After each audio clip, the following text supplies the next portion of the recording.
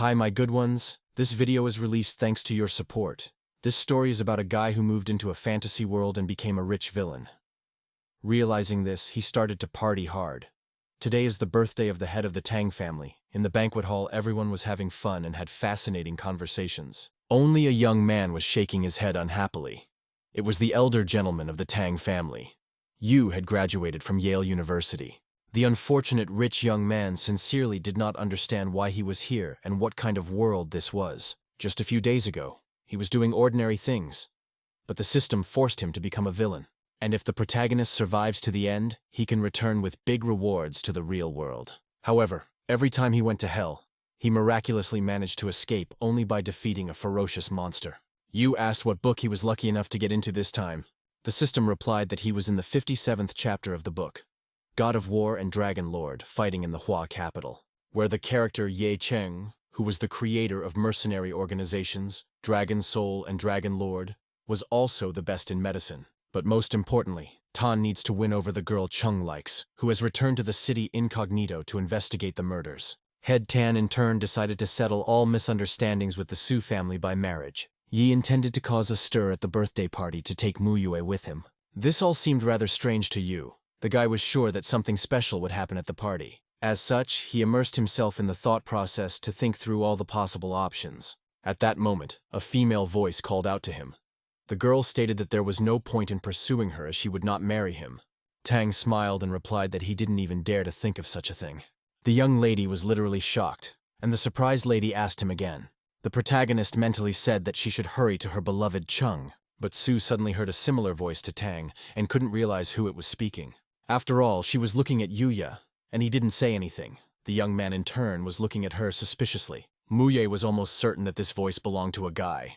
Tang urged Su to hurry to the elders to set things straight. Yu wanted to finish with her quickly to get to the end of the story, but he felt sorry that Mu Yue would only add to Ye's harem. The girl heard his voice again, for there was no one else besides them. But the young lady didn't understand why he was so agitated after all. Chung had only handed over a gift.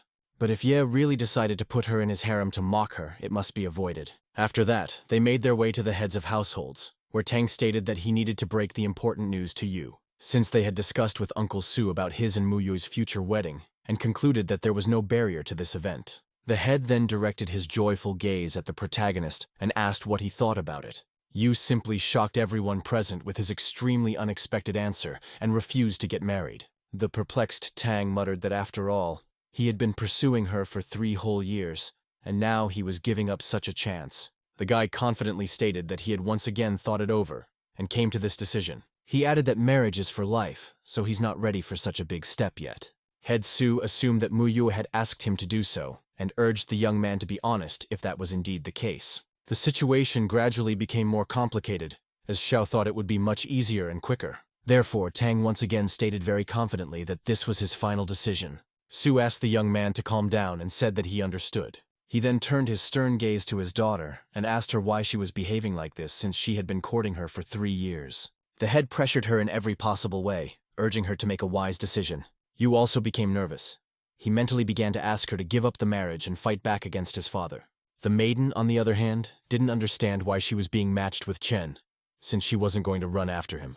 Moreover, she wondered why, after 3 years, Xiao had changed his mind about marrying her. Suddenly, Mu Yue said that she has no idea why Tan refused to marry her, as she wants to marry him. The protagonist was shocked by such a statement of Su, because everyone has to play their part in the story. However, the young lady found the situation extremely amusing and entertaining. Head Tang enthusiastically congratulated them on their difficult decision and hurriedly informed the guests. You realized that from now on, he would not be able to hide from Chung, who would obviously take action. Mu Yue in turn heard in the voice of her husband-to-be a note of despair. Moments later, the heads announced the upcoming wedding of the young people. All sincerely rejoiced at the event, except for Cheng, who almost choked on his wine when he heard such unpleasant news. At this moment, Tang saw Ye in the crowd of people and was horrified, because his aura was not friendly. Suddenly the dragon ruler moved towards him. Yu believed that he had a few minutes to live. Mu Ye also saw the angry Cheng in the pandemonium and gloatingly smiled at him.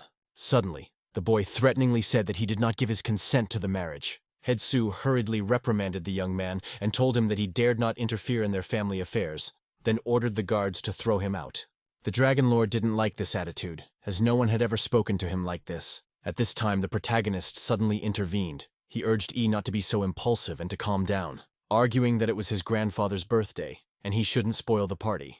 However, the guests began to urge Yu to immediately throw out the passerby on the street. The guy realized that the situation was escalating and apparently he could not avoid a conflict. Chung looked at the guy carefully and thought that such a weakling was not worthy of Su. Tang wanted to solve everything peacefully, but he also did not intend to let himself be offended. At this moment, Muyue laughed as if she herself was waiting for an exciting fight for her. Ye noticed her smile and assumed that she had finally realized the insignificance of Yuya.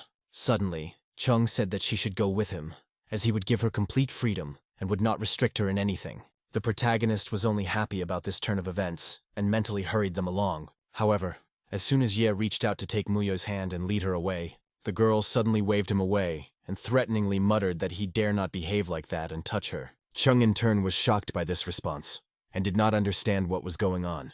After Su began to hear her fiancé's thoughts, it was as if the world had opened up to her from a different perspective. She didn't want to be imprisoned by Ye, and she didn't want to be in a harem. Cheng, in the meantime, began to persuade her not to be afraid of anyone, saying that he would not let the girl offend. The Dragon Lord assumed that Tang was threatening her to get his own. The perplexed protagonist wanted this spectacle to end as soon as possible. Mu Yui informed that Ye was making too much of himself, and although he was helping her family, he should just leave now. Chung believed that she was trying to protect him in this way. After all, Su was intentionally reacting like this to what was happening. The Dragon Lord once again asked her to leave with him, assuring her that she would not be harmed by the Tang family. At this moment, Mu Yui's father's nerves gave out and he slapped the insolent man, intending to drive him away. Su urged him to leave his family alone and not molest his daughter as she had a fiancé. Ye was very reluctant, as he realized that he shouldn't reveal his identity right now, and dragons had stamina.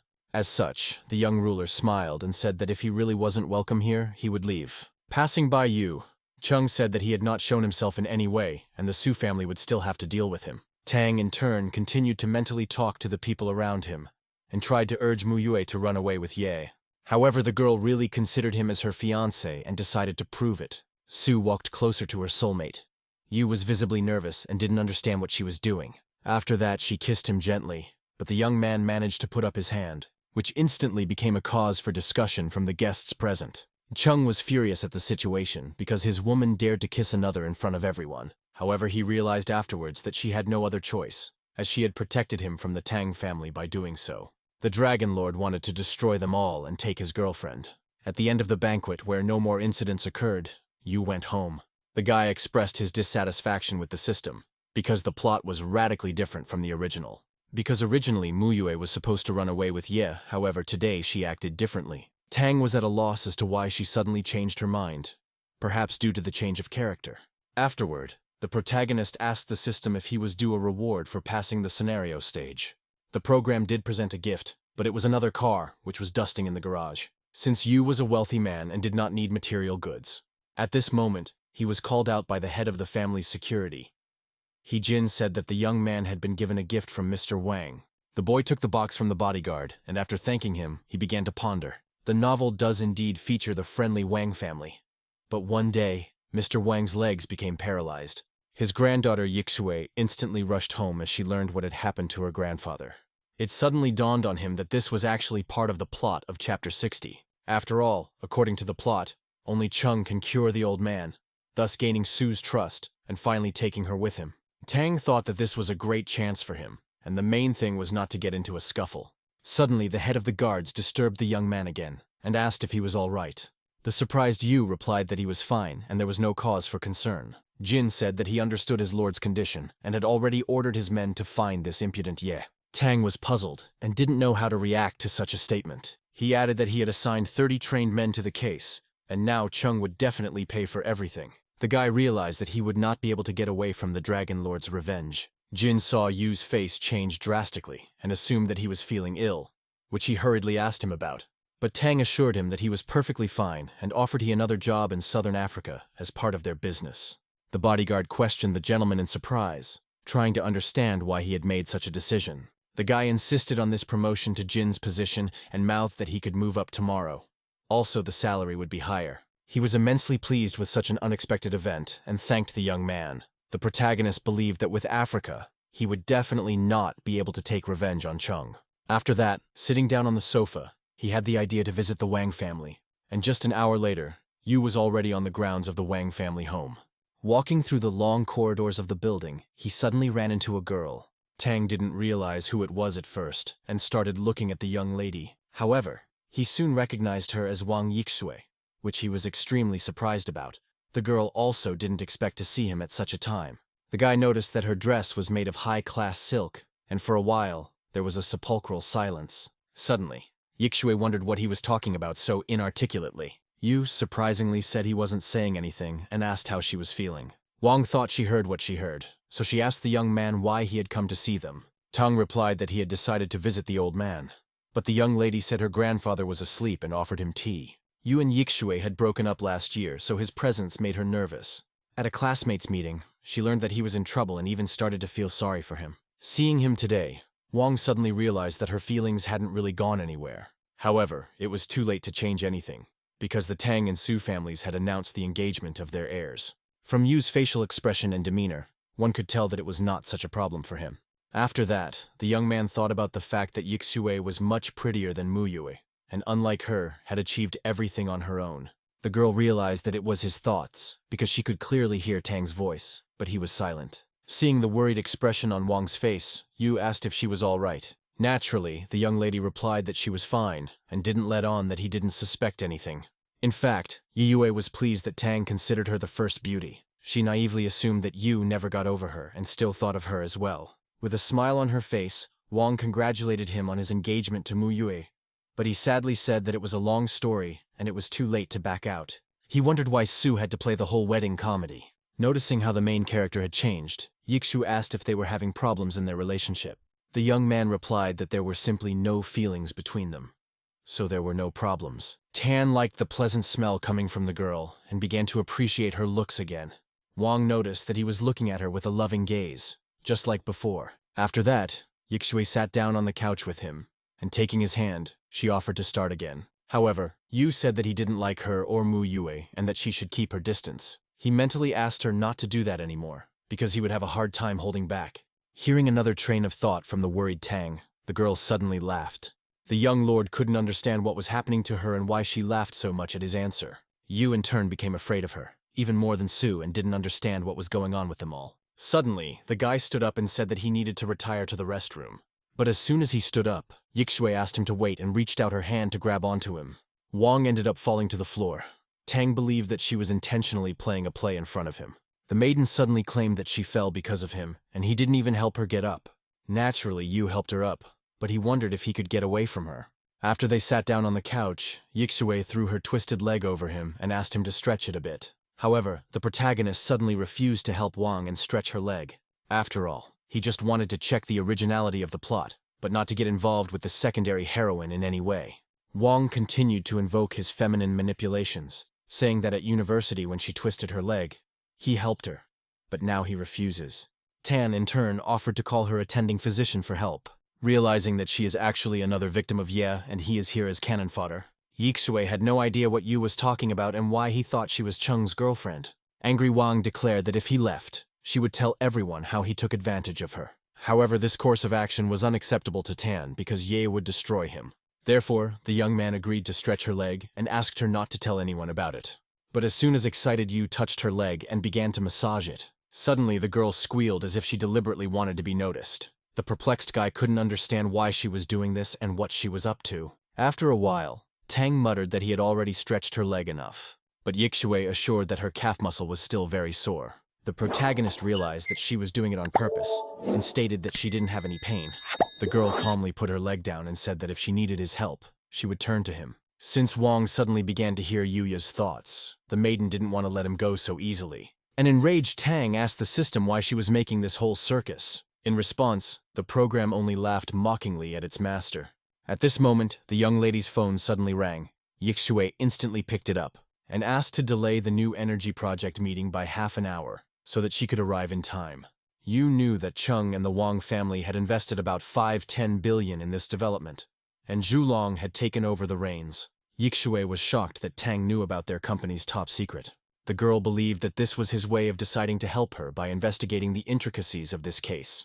After that, she said that she had to go to a meeting at the company. She intended to find out more information about Zhulong and Chung. Suddenly it dawned on him that her strange behavior would not affect the main plot, and that Ye would take the girl with him later. The protagonist naively thought that this time he would definitely succeed. At this time a female voice suddenly called out to him, but it wasn't Yixue. Tang turned around to see who was calling him, and he was surprised to see a girl. A stranger entered the room and Yu recognized her as Xiao Yue. He had not expected to meet her. The cute Xiao greeted the young master, calling him her brother.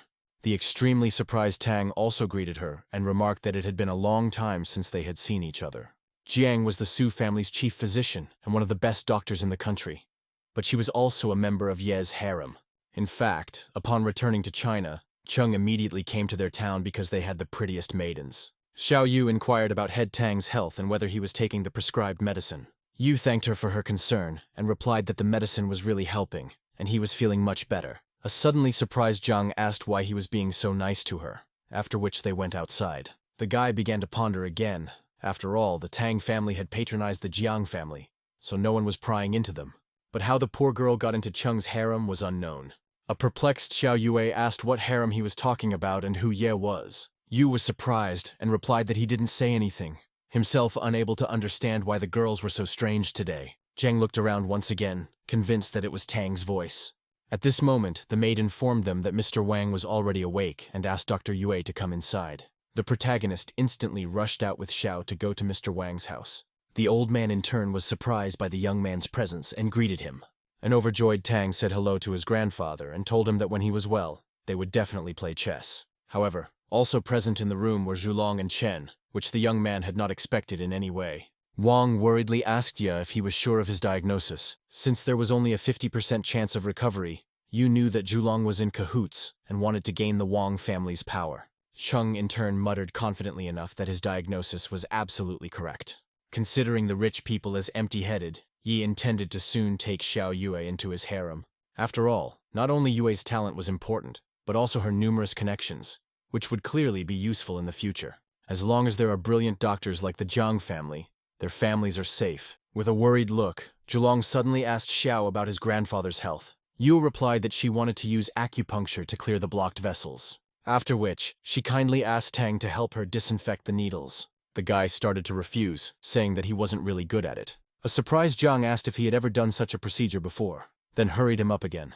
Chung clearly didn't like the fact that Yu was always hanging around the girls he liked. Tang characteristically glanced at the disgruntled Ye, showing that he had nothing to do with it. Xiao in turn asked everyone to close the windows and leave the room. The businesslike Dragon King asked if Jiang wanted to use 13 needles to cure hemiplegia. A perplexed Yue confidently mouthed that it was the only right way out. However, Chung disagreed with her and said that acupuncture for this disease would only harm the patient. And since she didn't understand the true problem, Ye suggested that the authority be transferred to him. People were just furious at such a self-righteous statement from a young guy. And only Tang realized that Chung would now show his qualities, and Xiao would immediately fall in love with him. Hearing the main character's thought, the girl was confused and asked him again what he was talking about. Zhulong hurriedly reassured everyone and said that he had called Ye on purpose because he was good at medicine. One of the worried family members muttered that Grandpa's health was no joke, and he shouldn't be put at such a risk. The Dragon Lord replied that this girl was no older than him, and probably no better versed than him. Suddenly, Chung suggested that everyone present should make a bet. People were outraged by the behavior of the arrogant young man, and if Dr. Jiang failed, he would personally help the old man, and they would pay him for it. Otherwise, if she succeeded, he would immediately leave their home and not bother them anymore. The family members had no choice but to agree to the self-righteous Ye's terms. Satisfied, Chung urged Xiao to make a bet with him, assuring him that he always kept his word. Yui asked not to be distracted from her work and refused to participate. Thanks to Yue's thoughts, the girl realized what was going on.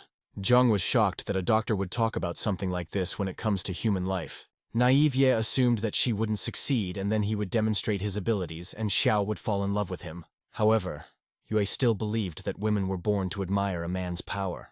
Zhulong was also concerned if Chung would succeed, but seeing his smile, the guy thought he had it under control. Tang in turn knew that the old man would show residual symptoms since Jiang had made a mistake in the treatment. And in just a few minutes, Ye would give his grandfather the help he needed, and Xiao would throw himself at his feet. After the doctor injected the last needle, she asked how Mr. Wang was feeling. The old man began to regain consciousness and said that his condition had greatly improved, and he could now speak. Everyone present rejoiced, calling Dr.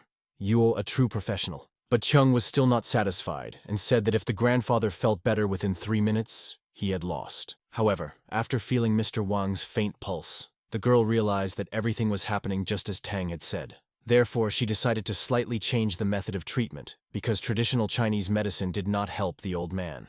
Unexpectedly, she kindly asked the young man to give her another needle. The protagonist was horrified to realize that she had figured out what the problem was. Naturally, it was all thanks to Yuya's loud thoughts. Otherwise, she would never have known about her mistake. Zhang then injected a needle in the right place, and Grandpa felt better. A shocked Chung couldn't understand how she had discovered the problem. After all, logically, Yue should have already finished with her treatment method. At this moment, one of the family members noticed that more than 3 minutes had already passed, and the guy still hadn't kept his word. The Dragon King realized that he had failed to subdue the Wang family, but he couldn't just walk away like that either. He sincerely believed that Xiao would be with him, and he couldn't give up early. He publicly admitted his defeat and joyfully declared that Zhang's 13 needles were astonishing. The Dragon Lord then took out his needle to demonstrate it to the girl. Tang realized that he was intentionally doing this to finally impress Xiao Yue. However, Yue didn't fall for his tricks, as one must be ethical and never put a patient's life on the line. Suddenly, Zhang reminded the young man of his promise and asked him to leave the house. Yu was dumbfounded and didn't understand what she was doing, for Ye had demonstrated his needle. Chung was also in shock because the young lady did not give in to him, but instead urged him to leave. Zhulong said that doctors often say unnecessary things, and he should not take this statement seriously. Ye, in turn, instantly invited the girl to dinner as an apology. The protagonist swept up his self-confidence, and if the sissy didn't think of a way to reject the proposal, he had a chance. However, the young lady stated that she had no desire to dine with a man like him. After all, Jiang had roughly guessed what kind of impudent man he was from Brother Tang's thoughts. Once again, the Dragon Lord was rejected by yet another beauty. At that moment, Yixue entered the room and inquired about her grandfather's health. Chung immediately shifted his focus to her and stared at the girl impudently. Because Wang had literally eclipsed Xiao Yue, who had been coveted until recently, with her beauty. The naive Ye once again began to convince himself that this girl would join his harem. But Yixue didn't even look at him. First of all, she found out that the project her brother Zhulong was promoting was a setup. And that's why she came to make sure of it once again. Wang sincerely thanked Dr. Zhang for helping her grandfather. The pretty modest woman replied that it was her job and not worth thanking. Xiu then looked at the time and hurried back as it was already 3 o'clock and she had more things to do. Yixu wished her a happy journey and offered to come visit them sometime. Yu walked up to a sad Tan and asked why he wasn't saying goodbye to her. The guy was immersed in his thoughts, and only after a moment did he pay attention to her. After all, he realized that Ye had already appropriated Zhang, and one wrong step on his part could turn into a tragedy. The maiden in turn could not understand where this smug guy came from. Chung took it as another attempt by Tang to spite him and take the girl away from him. Then he decided to act for sure, and asked to visit Xiao to supposedly learn a few treatments from her. However, Yue stood her ground and again refused the young man, saying that she had neither the time nor the desire to do so. That being said, the Dragon Lord was not discouraged, for he was counting on a backup, which was Yi Yue. Ye prodded Zhulong with his hand, thus urging him to take immediate action. Cousin Wang hurriedly introduced his new friend to his sister. The girl looked at the self-satisfied Ye rather coldly and indifferently. Zhulong introduced him as a great expert in medicine who was no worse than Dr. Zhang. The arrogant Chung extended her hand and greeted Yixue as politely as possible. Unexpectedly, Ms. Wang asked him if anyone had told him. The concerned dragon ruler asked who and what exactly he had to tell him. Spreading a caustic smile, the girl mouthed that he had an extremely disgusting laugh. Ye was shocked.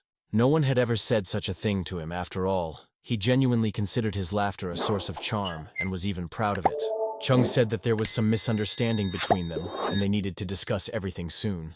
After which, the dumbfounded Zhulong hurried to see the Dragon Lord off. Once outside, the guy asked Ye not to take what had happened to heart. Suddenly, Chung wondered if he really had such a disgusting laugh.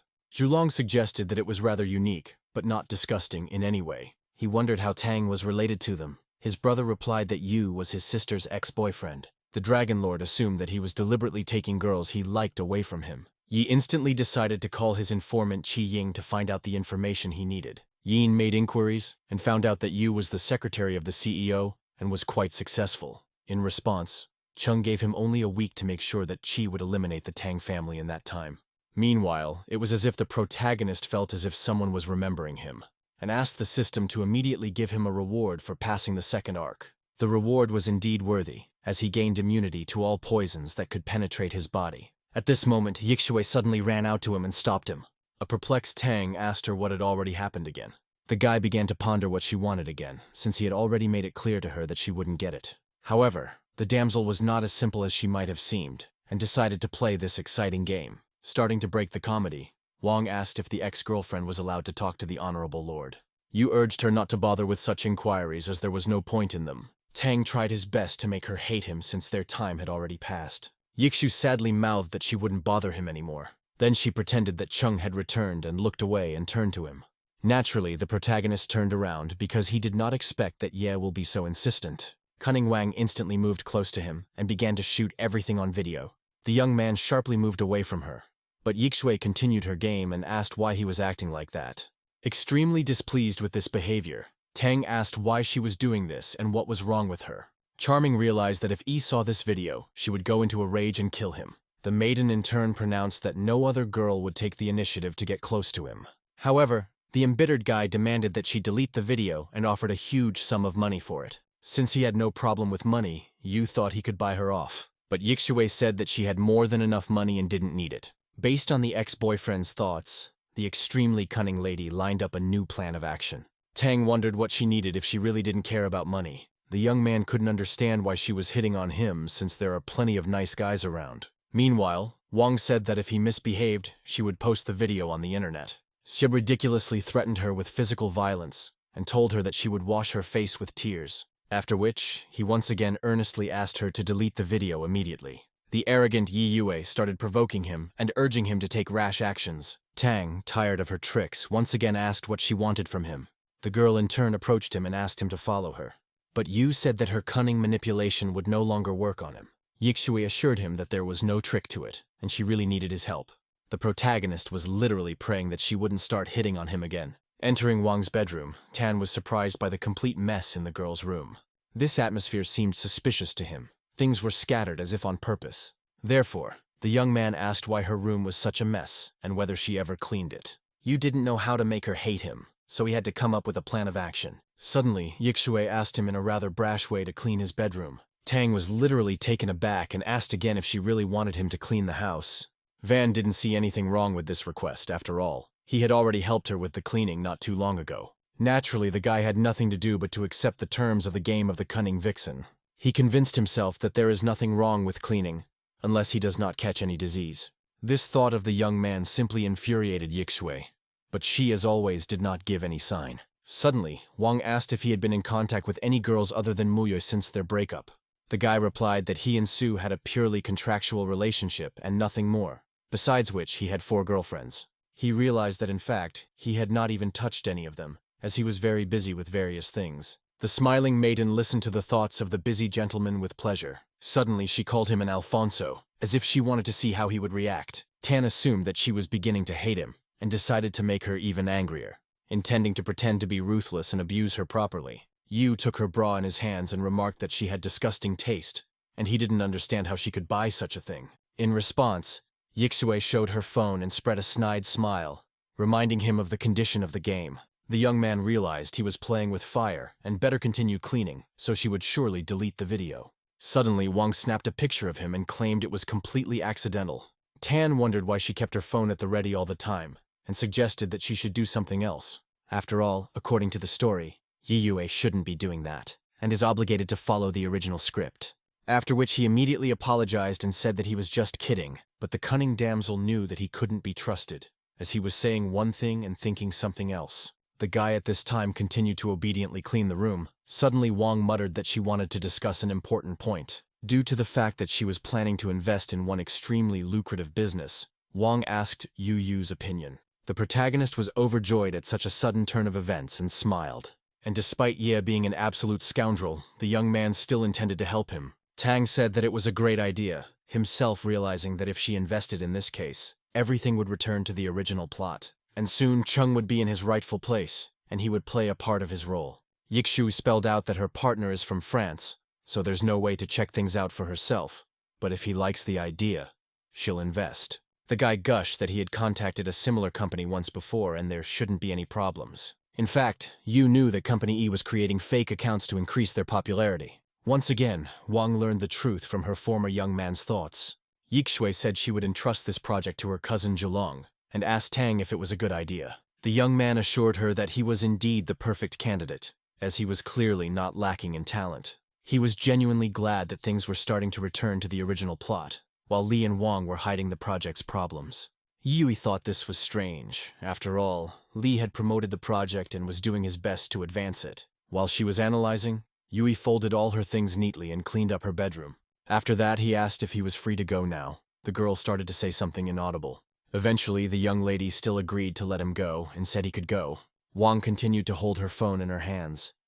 Tan realized that she hadn't deleted the photos and videos. However, the girl began to convince him otherwise, saying that she didn't need the photos and had deleted them. Joyful Yu said that he will not appear in her life again and will not disturb her as he is not worthy of such a beautiful girl. And he hurriedly left her house before she came up with another task for him.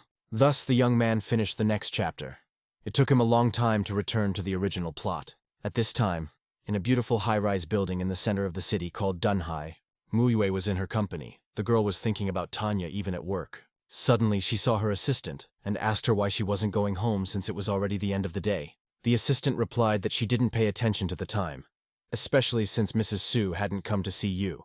After all, for 3 years, he had come to pick her up at 6 in the evening and take her out for dinner. But this time, he was not there. Muyue caught herself thinking that she was annoyed with Tang before, but now she felt uneasy. The assistant muttered that it was really late and she needed to go home. The sad lady extremely sadly wished her a happy journey and was left alone. Su could not understand why after 3 years, Yu stopped courting her.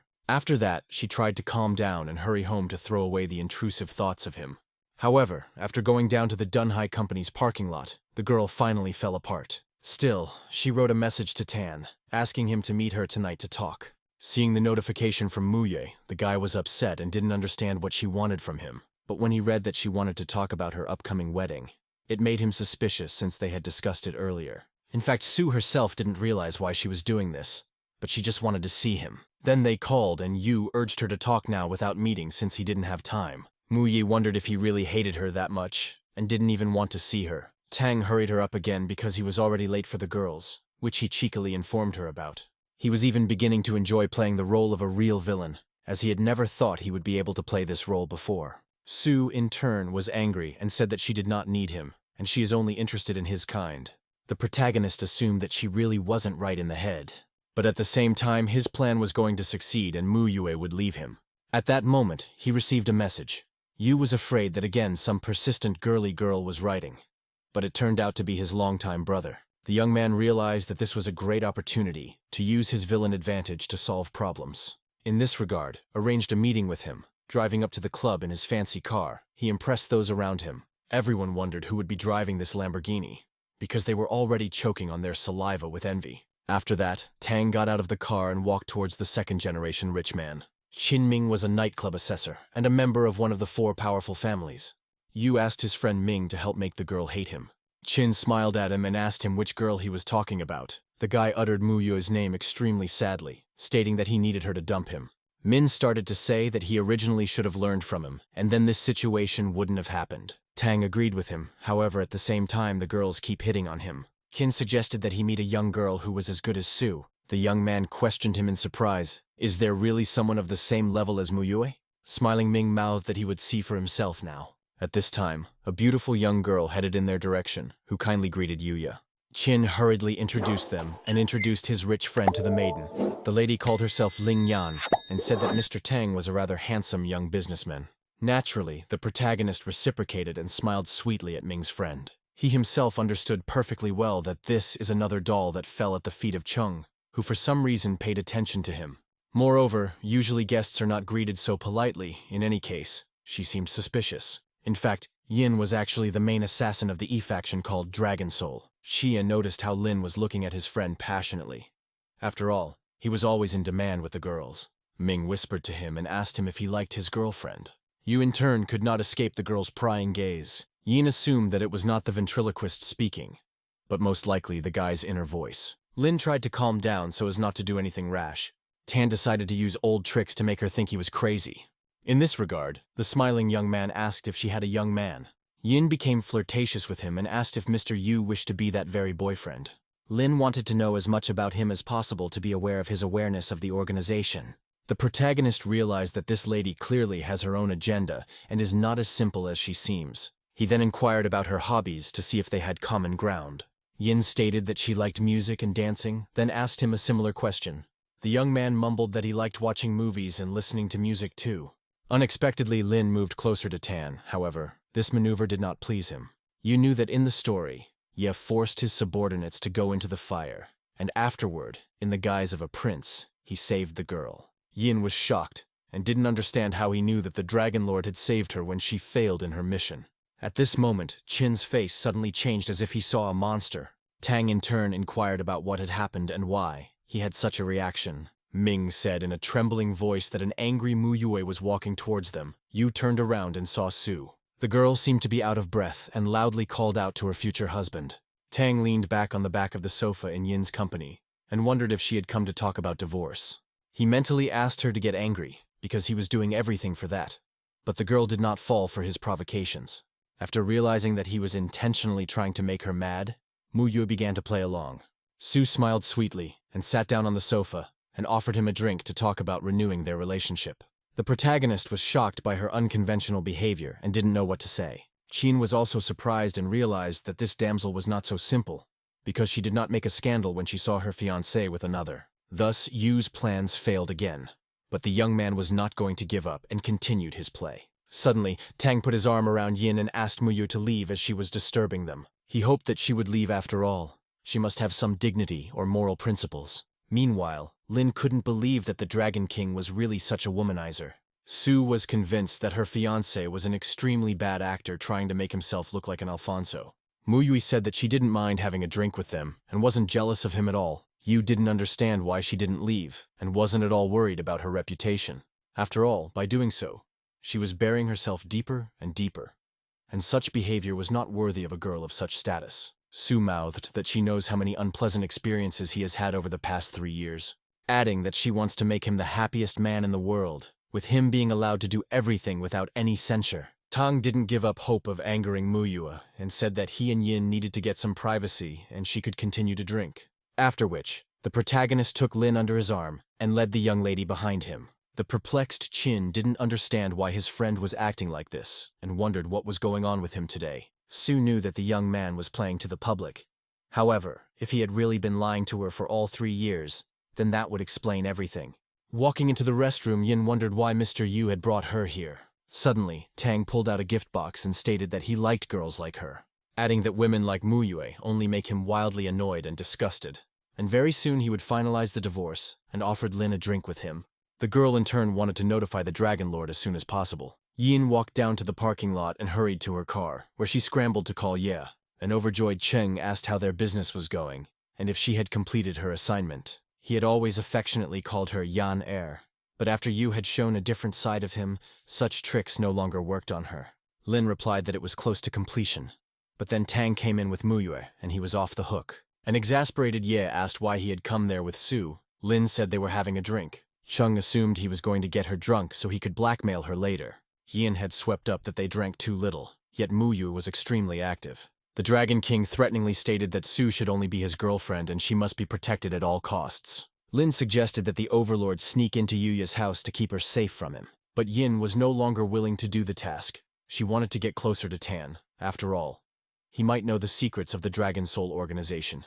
Yi agreed and urged her to do her best to make sure that no one would lay a finger on his beloved. Suddenly a guard called out to him and demanded that he speak a tone lower, as people were resting at this late hour. Cheng turned around and glared menacingly at the huge guy, but did nothing. In the end, the bodyguard hurriedly chased the dragon ruler away. Enraged Ye was literally boiling with anger, and hoped that he would enslave the entire city in the near future. Meanwhile, Tang returned to Min and Mu Yue, who had gotten drunk and fell asleep sitting on the couch. A smiling Qin happily remarked that his brother had done it in just 3 minutes. Yu said that he sent Yin home as she was actually extremely dangerous, and it was best not to socialize with her from now on. After the protagonist got into Tang's body, his memory also belonged to him, and so he was worried about his friend. Min trusted him and asked him what he was going to do with the drunken Sue. The guy replied that there was nothing left for him to do but to take her home so she could sleep it off well.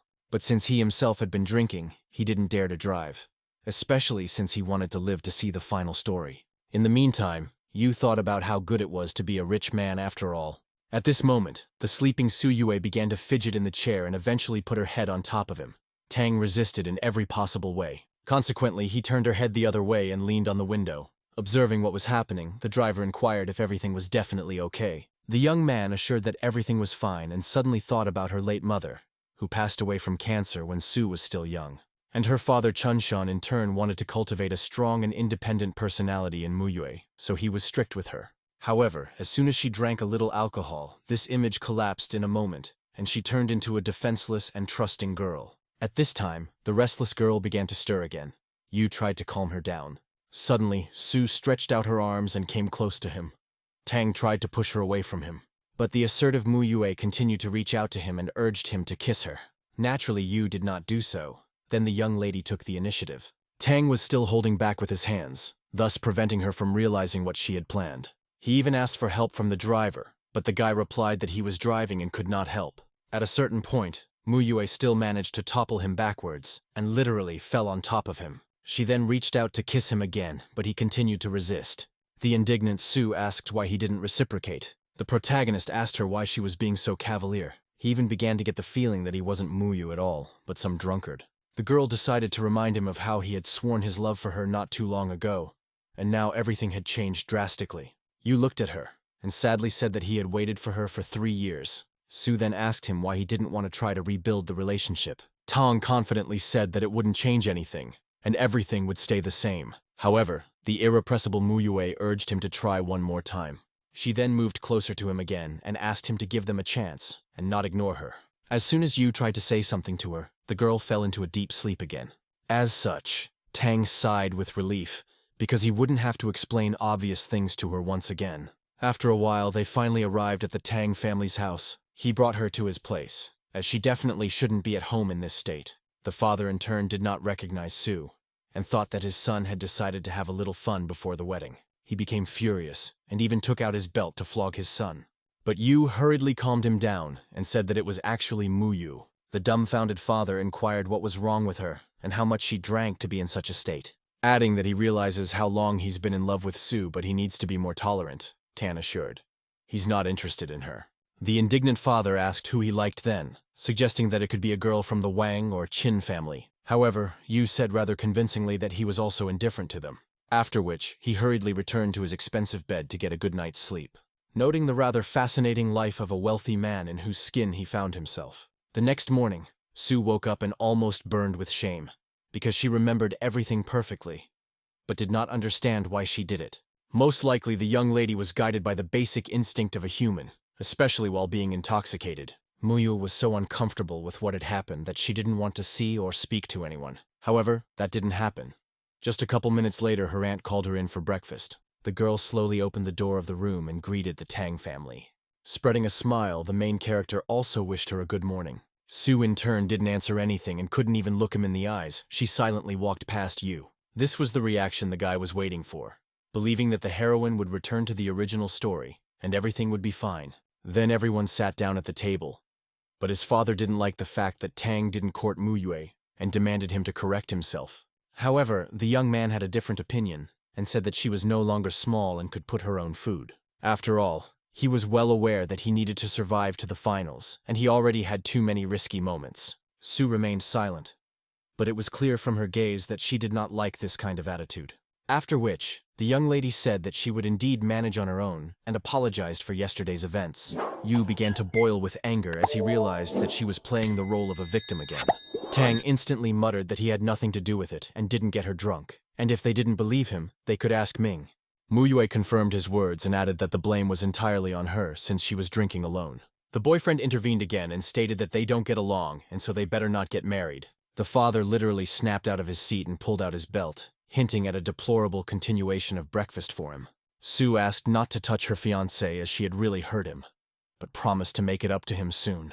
The father of the ungrateful offspring remarked that she was an extremely sensible girl. The mother in turn persuaded the future daughter-in-law to eat as much as possible, Throughout the breakfast, they chatted sweetly, and only the sullen Tang sat silently at the table. Meanwhile, in the office of Wang's company, where Yixue already had much more extensive information about the project, with the help of Yuya's thoughts. The girl conducted an investigation that took a few days, and the truth came out. What she was most concerned about was Cheng, but the only thing she could consider right now was the investment company. What was interesting was that this company had recently invested in another company and became the largest auctioneer. Yet it wasn't registered to Ye. Yixue assumed that it actually has associates. Wang immediately called Anna. The girl asked the assistant to tell Zhelong that she agreed to cooperate and transfer the money to their account. She also asked her brother to invest the necessary amount of money as soon as possible. After a certain period of time, he received a long-awaited call, where he was informed that his sister had agreed to the terms. Zhelong naively thought that his plan with Chen would succeed, and he would become the CEO, and his sister would get married. Wang hurriedly told such happy news to his partner and called the Dragon Lord. Ye was naturally pleased with this result and promised that Zhelong would soon get a new position, and the Wang family's fortune, which was estimated to be hundreds of millions, would fall into his hands. At this moment he was again disturbed by the guard, and again began to threaten him. The guy warned Cheng that if he came here again and behaved like that, he would regret it. The completely calm Dragon King hurriedly left the location. At this time, Yixue was informed that the CEO of Fars had opened an account for 30 million. What the cunning damsel was immensely happy about, since they had fallen into her trap.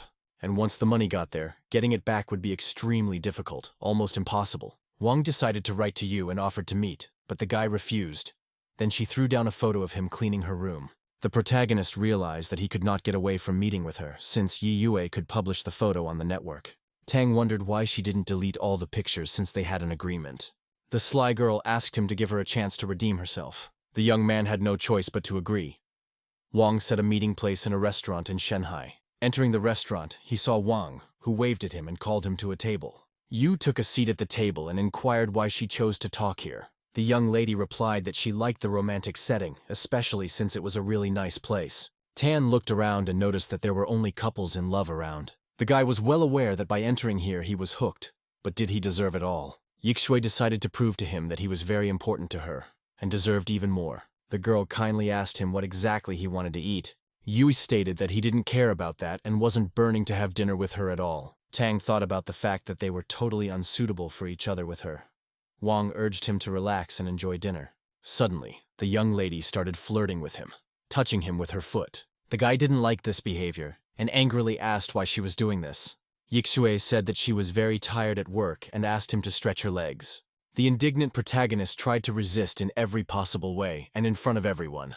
However, he still had to satisfy Van and began to massage her leg, suggesting that he invite a waiter to do it. But the girl said that there was no need for that, because he was doing a pretty good job himself. Yu decided to change tactics and take the initiative, because the more he's stubborn, the more active she pushes. After a while, he asked her if she liked the massage. The satisfied Yixue quietly said that he should not stop and continued to massage her leg. Tang saw her as a monster with a charming face, but would she be a worthy opponent in a real battle? After that, he started massaging her leg more vigorously, which the young lady didn't like very much anymore. It was evident from her facial expression, but the guy kept kneading. After a few minutes, Yixue still didn't say anything. The young man was confused. After all she had to do was pretend to be defenseless, as he immediately fell into her trap. After a moment, the protagonist leaned back in his chair and said that he was tired. The smiling Wang was amused by the way Tan was acting. He seemed nice enough to her. That said, without stopping to look at him, Yu asked why she was looking at him like that. Wang remarked that his face was suddenly red and funny. The young man urged her to go directly to business, especially since they already had a snack. Yixue said that she was going to invest in a new project, but she was short of 30 billion, and asked him to help financially. Tang said that was a lot of money and asked where exactly she wanted to invest. The girl replied that he himself had talked about a lucrative new energy project. Yu agreed to give her the money, but she would have to fulfill 2 conditions. Concerned, Wang inquired about the specific conditions he was talking about. The first was that she no longer hit on him, and the second was that he urged her to give him her phone to delete the photo. Yixue dutifully handed him the phone and stated that he was obligated to fulfill his promise. Naturally, Tang agreed and started digging through her photos. Suddenly he found a rather interesting photo of herself in a rabbit costume and was surprised. Yu didn't expect to have to face such a thing, and she boldly gave the phone. Of course the damsel had deliberately done it so he could see what he was giving up. After a couple minutes, Wang asked him if he had deleted the pictures. Tang replied that he had deleted everything and asked her not to do that to him again. After that, Yixue hurriedly transferred the necessary amount of money, and after a while she would notify him about the status of the project. Thus everything changed, because it turns out that Yu is a villain and Ye is a good person. Meanwhile, Chung received a message that Fars was accused of not paying taxes and all the shares fell by half. This news failed his plan to seduce Wang, and Huajin Company's investment is in the hands of France. The Dragon Lord believed that the accounts should be checked constantly to avoid such situations. In addition, Huajin Company was one of the largest companies that was part of the Dragon Soul organization. At this moment, he received a message that someone had taken the opportunity to bankrupt them.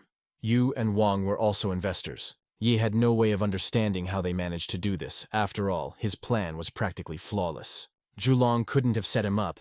Yixue didn't know about it. So it was Tang who did it all. But how he could know about the pitfalls, and whether it was definitely Yu, for sure Chung didn't know. Then Ye asked if no one had revealed his identity. The guy replied that no living soul knew about it. The Dragon Lord believed that he would soon be able to get everything back 100-fold when he destroyed the ruling families.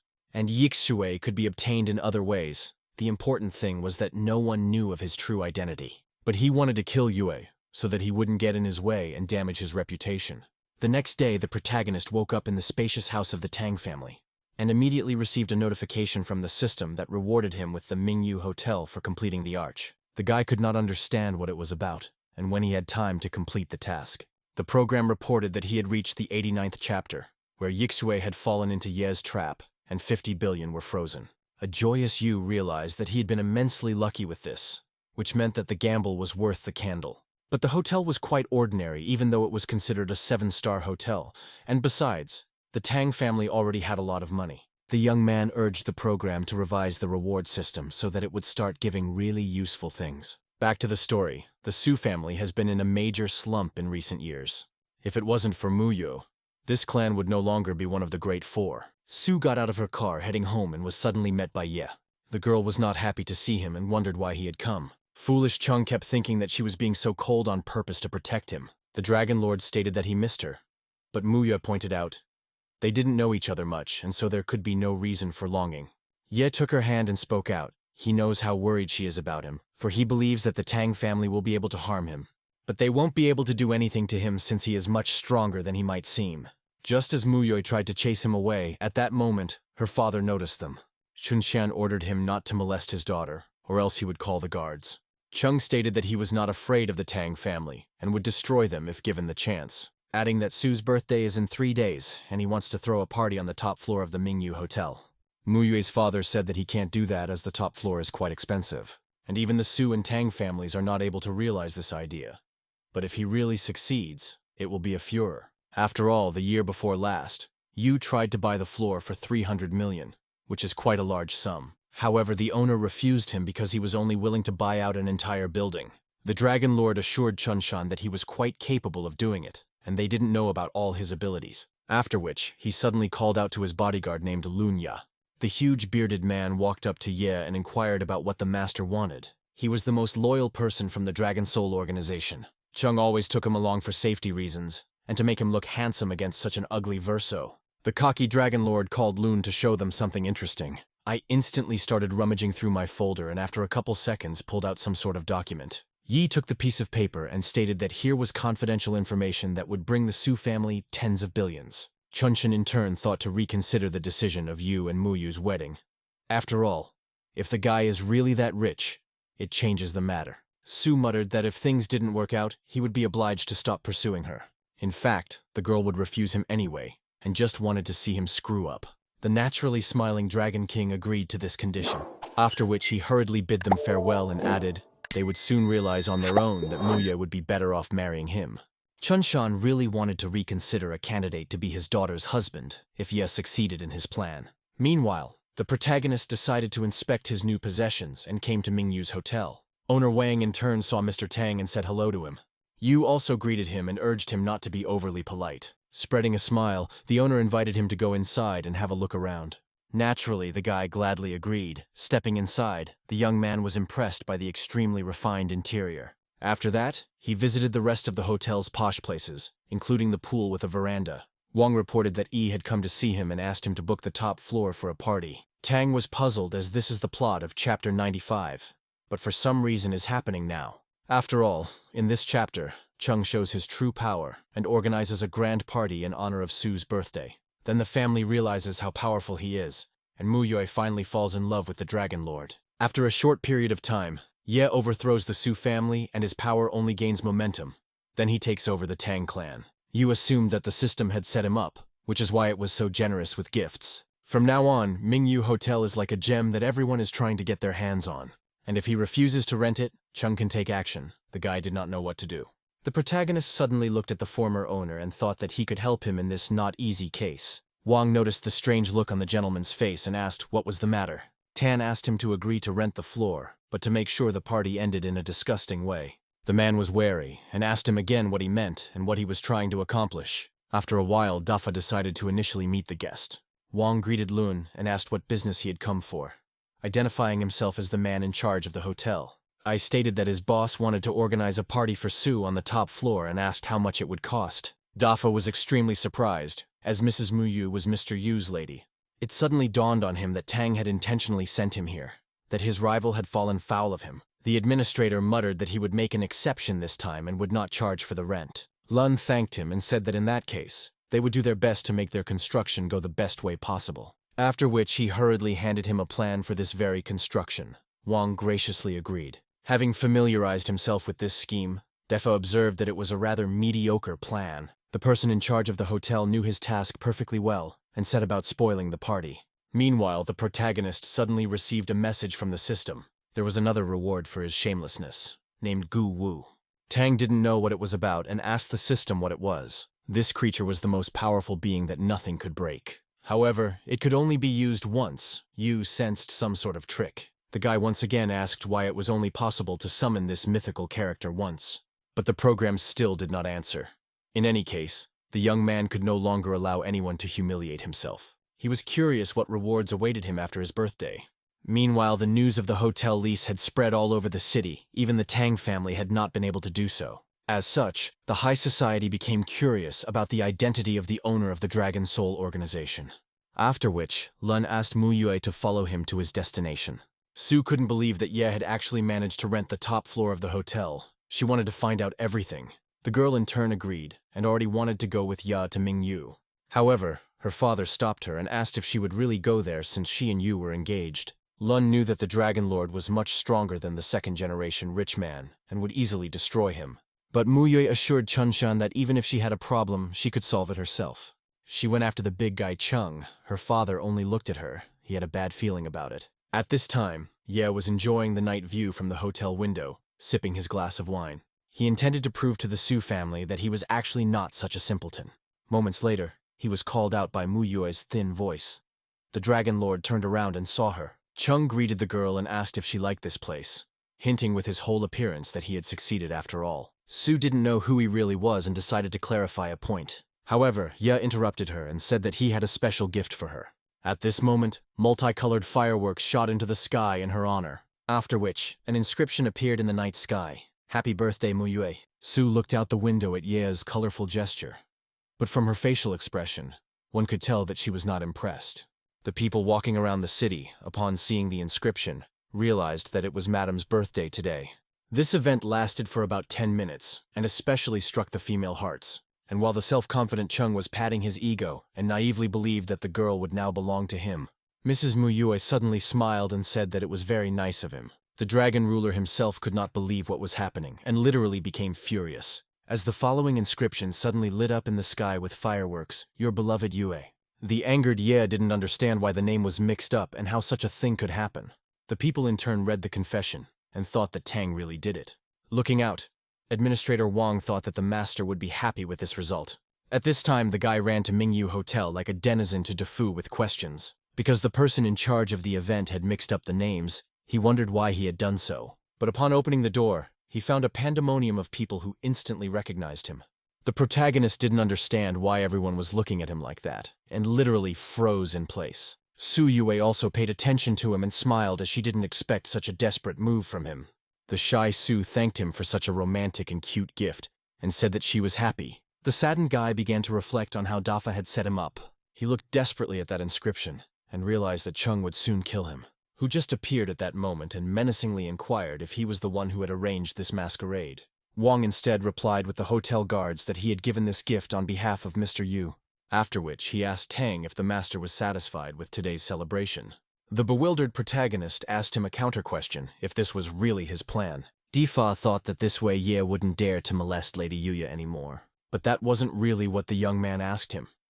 He still couldn't believe that the administrator had thought of such a thing. Meanwhile, Chung was losing his patience and finally became enraged, and then attacked Tang with his fists. However, he was suddenly stopped by Muyu and asked if he was only capable of threats. The Dragon Lord was extremely disgusted that his woman was defending another, but then he realized that Su actually cared about him.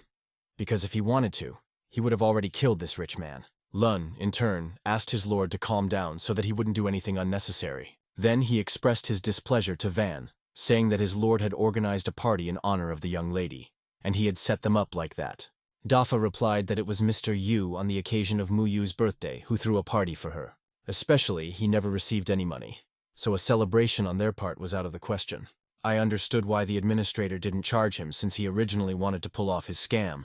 Wang also pointed out that Ye is an extremely insolent person after all. Courting an engaged lady with Mr. Tang is disrespectful. Yu in turn began to mentally urge everyone to stop this circus. Dafa deliberately stood up for his master, as Tang himself is a reserved man, and only he could help him. Cheng, on the other hand, was not himself, but tried his best to keep his cool, thinking that he would soon show his full power. Ye realized that it was not yet time to reveal his identity, and was looking forward to this moment. He naively thought that Muyue would soon realize his mistake and finally become his woman. After which, Ye and Lun hurriedly removed themselves from the enchanting Su's birthday party. Wang himself was confident that Mr. Yu could handle Chen and his bodyguard alone. The cheerful administrator then called everyone to celebrate as the haters finally left them. Happy with this result, Muyue stood in front of a huge cake with a candle and closed her eyes as if she was making a wish. The sad protagonist watched on, realizing that Ye would definitely not leave him alone now. Suddenly, Su came up to him and thanked him for the holiday, which she would remember for the rest of her life, because it was the best birthday ever. Tong smiled naively and replied, "The most important thing is for her to be happy." The girl urged him to guess what wish she made, but Yu was not interested. But he couldn't answer like that naturally and inquired what exactly she had wished for. A satisfied Muyue asked him to come closer to tell him in his ear. The young man slowly approached her. Suddenly Su kissed him. The guy fell backwards. He didn't expect this turn of events, while the people present were already cheering for them. Just like the receptionist, Dafa was indeed genuinely happy for the young ones. He shouted out to them, saying how immensely happy he was that everything had ended so well. After which Wang walked over to a sad Tan and asked if he was happy. The guy replied that his happiness had no bounds. He then added that he needed to have a word with him about an important matter. Yiz remarks that Daf has too much talent for the job at hand, and since his family is opening a new business in Siberia, Wang's salary will triple. The administrator replied that he couldn't take the job because he was just an ordinary manager. Sam realized that this job was really made for him and there may not be a better offer. But Tan said that he deserved it and could leave tomorrow, and they would prepare all the documents soon. After that, he said goodbye and said that he had urgent business to attend to, so he had to leave. Naturally, he just wanted to get rid of such a ridiculous assistant, so as not to get into such a situation again. Wang immediately wrote to all the staff to help Mr. Yu with everything, especially need to protect his lady, and under no circumstances let Yin near her. Dafa was truly happy that he was able to help Tan and reunited them with Muyue. Meanwhile, people were still impressed by the fireworks, praising Yuya. Naturally, this did not please Chung, who thought that this rich man had set him up again. Lun, on the other hand, realized that this was the first time he had failed to fulfill his patron's task. As such, he immediately apologized to the Dragon Lord. He added that it would never happen again in his life, and swore an oath. Ye began to calm Ye and said that it was not his fault, as they were brothers. Lun was surprised as his master didn't even punish him, and called him his brother. Qing said that what had happened today would not be left to them, and they would definitely retaliate. The Dragon King wanted this hotel to close down, and manager Wang to die. I inquired what they were going to do about this second-generation rich man named Tang. Yi assured him that he would soon be dealt with by Lin Ji and Qi Yin, and there was no cause for concern. Lun knew very well that they were true professionals in their field. Meanwhile, the tired protagonist finally returned home and collapsed on the bed. He realized that the difficulty of passing would increase as Chung would obviously take action. At this moment, the system suddenly reported the end of the chapter and awarded the Lord with a medicine book. Tang was extremely surprised by such a gift. He had not expected such a generous reward. After all, the program finally deigned to present him with a really useful thing. The guy thought that with its help, he would soon become a real expert in the industry. Then he asked the system what exactly this book was about. The program replied that he should not doubt her gift and urged him not to ask stupid questions. Yu then stated that because of her Mingyu hotel reward, he almost died today. The young man decided to give up on this treatise, which he informed the system. At this time, his phone suddenly rang. Tang hurriedly picked it up, where he was notified of a new secretary whom he would meet tomorrow. The next day, he was formally introduced to a secretary named Chi Yin. The extremely smiling girl graciously greeted her superior. Yu also smiled at her and told her that she was part of their huge team from now on. Tang assessed her appearance and concluded that she was from a poor family. Yin in turn heard an unintelligible voice and assumed she was hallucinating. The young man urged her not to be shy, and if she had any questions, she could safely ask him. Suddenly, the assistant invited him to dinner in the evening, noting that she even had a bottle of wine for the occasion. However, the protagonist preferred to politely decline the offer, saying that he has a lot of work and they will have dinner next time. Sam himself perfectly understood the purpose of such sit-downs, because a man in the present time needs to be on guard. Chai was puzzled as it dawned on her that she could hear the thoughts of her newfound superior. Thus, the Dragon Lord's task was becoming much easier, but suddenly the guy remembered the name, for it was actually a setup. Because Yin is Ye's servant, Yu took another look at her and realized that it was indeed true. The dumbfounded Chi couldn't understand how he could know this. Chung's maiden began to realize that at this rate, the whole plan could go down the drain. Suddenly, the young man asked her to make tea, as if he was trying to escort the young lady out. He began to remember that in the original story, it was Yin who had ruined Tang's company, because she was the best hacker in the world. Realizing that she was here for confidential information, Yu decided to slip her a fake. Hearing his thoughts, Chi assumed that he intended to forge documents about himself.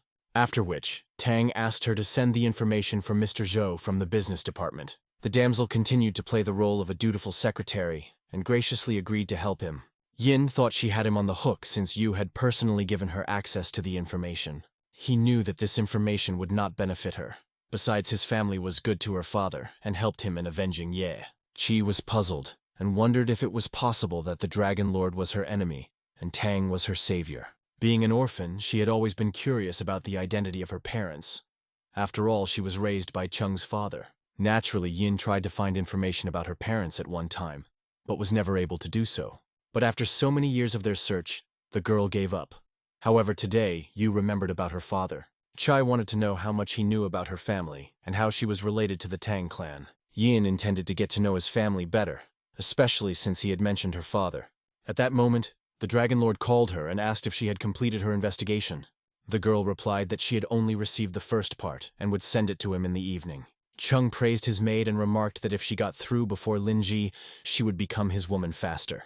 But in reality, Tang's thoughts had already fundamentally changed Chi's outlook, causing her to have a bad feeling. Yin then hurriedly ended the dialogue, saying that she needed to continue gathering information. Chung in turn suspected something amiss, as Chi never ended the conversation before him. After a while, the girl approached her boss and informed him that she had sent the necessary information. Ye swept up that he wanted to expand the business into the gaming field, and he would need her help. Yin immediately inquired about what exactly she needed to do and what the help was. Tang replied that the best-selling games are only 35 and she needs to sort through each one, then send him a detailed report. They also have a break room provided where she can get a free snack. The protagonist urged her to get to work and not be lazy, because, in the office there are video cameras. He himself thought about the fact that she came here in vain, as now she will have to spend 24 hours a day playing games. Chai was depressed by this result, realizing that she shouldn't be so gullible. After that, Yin still started playing games, which she initially found fascinating. But after just one day, the girl had changed her mind drastically. After another 24 hours, she was tired, but continued to work in a half-asleep state. Chi realized that she also needed to get back to gathering the necessary information for E. But there was no way she could ignore the boss's assignment, so she played on. 6 days later, Yin obediently carried out Mr. Tang's most important mission. The next day, the hotel maid Mingyu hurried her client to leave the room. However, no one ever answered her. Then the girl used her card to get inside. But when she entered the room, she found no one, and the room was terribly cold. The maid decided to examine the whole room, and when she got to the bathroom, she screamed out loud with horror. Because there was a dead girl lying in it, the bathroom was overflowing with blood. Soon the news spread that someone had committed suicide in the hotel. And naturally, most of the customers, frightened, chose to leave Mingyu. The new manager of the hotel, Jiang Li, was already waiting for the protagonist to arrive. The receptionist instantly started apologizing to Mr. Yu. The guy stated that it wasn't his fault. The police were already working on the scene, and according to preliminary reports, it was a suicide. The young businessman could not understand why a rich man would suddenly commit suicide. Also, Jiang said that the police could not find evidence. Tang asked about the video cameras. Li replied, no one entered her room. Yu suggested that Cheng's humble servant Ya might have been involved. Thus, they decided to take revenge on him for the incident at Muyue's birthday party. But taking a person's life is too much. Therefore, the guy decided to look into everything personally. Suddenly, he saw a strange picture. Two men with cigarettes in their teeth calmly went about their business as if nothing had happened. One of them had a wound on his eye. Li assumed that it was these men that the chief suspected and inquired of him. Tang replied that it was the work of others, and he would personally handle the investigation, while Zhang asked him to calm down the victim's family. The next day, the hotel was literally empty, and even the bar was empty. Suddenly, Loon appeared on Mingyu's doorstep, which Yu did not expect. The protagonist thanked him for giving him problems with the hotel, but Ya stated that the deceased was a member of their organization, and therefore he wants to protect her rights, adding that he didn't like the Lord's hotel and offered two options for the development, either close it down or sell Luna. The right hand of the Dragon Lord wished to avenge his master's humiliation. As such, he suggested that Yu sell Mingyu for 5 billion, or he would go bankrupt. Jiang in turn urged him to immediately stop talking to Tang like that. The guy also muttered that he wouldn't get this hotel even if it became detrimental to his business. I suddenly snapped and knocked over the table, showing my true colors and hinting at a pitiful continuation of the dialogue. Manager Li freaked out and thought he was some kind of insane monster. The protagonist knew his intimidation techniques and decided to play the game. Yu pretended to be a frightened boy and started calling for security immediately. Lun menacingly declared that even if dozens of guards came running here, for Mr. Ye, he was willing to kill them all. Continuing to play his part, Tang still agreed to sell Mingyu to him. I urged him to draw up the contract and put his seal, after which he would transfer the money. Yu instantly asked his new administrator to bring the seal. Feeling his authority, Lun ordered them to get out of here immediately, and not to infringe on Mr. Cheng's dignity from now on. A frustrated Jiang and a cheerful Tang hurriedly left the confines of the hotel. Lai couldn't help but ask why he did that, because now everyone would think that his family could be bullied. But confident in himself and his actions, the guy hurried to convince him otherwise, saying that the show would soon begin. Afterward, he asked Zhang if Def had arrived at his new workplace. The manager replied that he had arrived in Siberia the day before yesterday, and now Mr. Wang was already in Africa. Yu hoped that the Dragon Lord wouldn't get to him and Wang was safe. Now Tang wanted to deal directly with Lun, and started typing something on the laptop. Meanwhile, Ya called Ye and informed him that the guy had sold him the hotel for only 5 billion. Chung in turn was pleasantly surprised, as they had managed to get Mingyu for an incredibly low price. The Dragon Ruler also asked if there was any information about Def. Lun stated that he had flown to Africa a few days ago. Ye urged him to send someone to get Wang's head. Naive Chung thought that now he could put on a real show, since Chi had also gotten useful information. Meanwhile, at the police station, the investigating officer was sure that what happened at the hotel was not a suicide. However, the evidence that anyone was involved was something they could not manage at the moment. An employee came into her office and decided to distract her a bit from her regular work. But it was at that moment that a message came to their mail, opening which the investigator fell into a stupor. Because it was the key to solving such a mysterious murder, the captain immediately ordered her subordinate Xiao Zhang to call Mr. Wang. The extremely surprised fellow was literally dumbfounded and did not understand what had happened. Captain Wang walked into her office, and the girl urged him to look at the message in question. Seeing the truly irrefutable evidence, the captain was shocked. After which, he ordered to gather people for a meeting and prepare a team. After the meeting was over, the investigation team left the office to begin the investigation. Bai also wanted to participate in the operation, but the head ordered her to rest on the contrary. Wanyi decided to go get something to eat, where a male voice suddenly called out to her. The girl looked at the young man and suddenly recognized him as Chung, and called him by name. Yi had helped her apprehend a criminal who was stealing from people on the bus not too long ago. Then he had ordered his subordinates to catch the intruder. Bai, in turn, was amazed at his abilities. What was most memorable about him was his rather odd-looking smile. The grinning Dragon Lord was surprised that she remembered his name.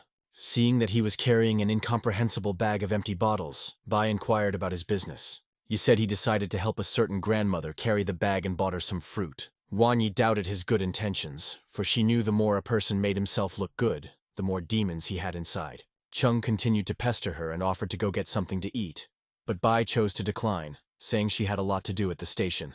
He enjoyed wooing ladies, especially unapproachable girls, naively assuming she believed the story about her grandmother and thought he was a benefactor. The Dragon King wanted to favor Vanyi because she would be useful to him when he conquered the city. Meanwhile, I hurriedly changed the name of the hotel to Luncheng and began to deal with the negative effects of the past. After that, I hired a beautiful secretary and thought that things were getting better. However, at that moment, police officers suddenly burst into the hotel. The secretary in turn was terrified and did not know where to escape to.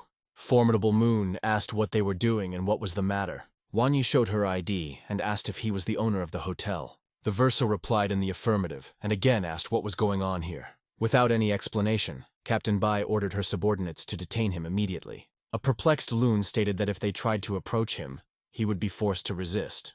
However, upon seeing the police officers draw their weapons, Ya realized that he could not escape being detained in such a situation.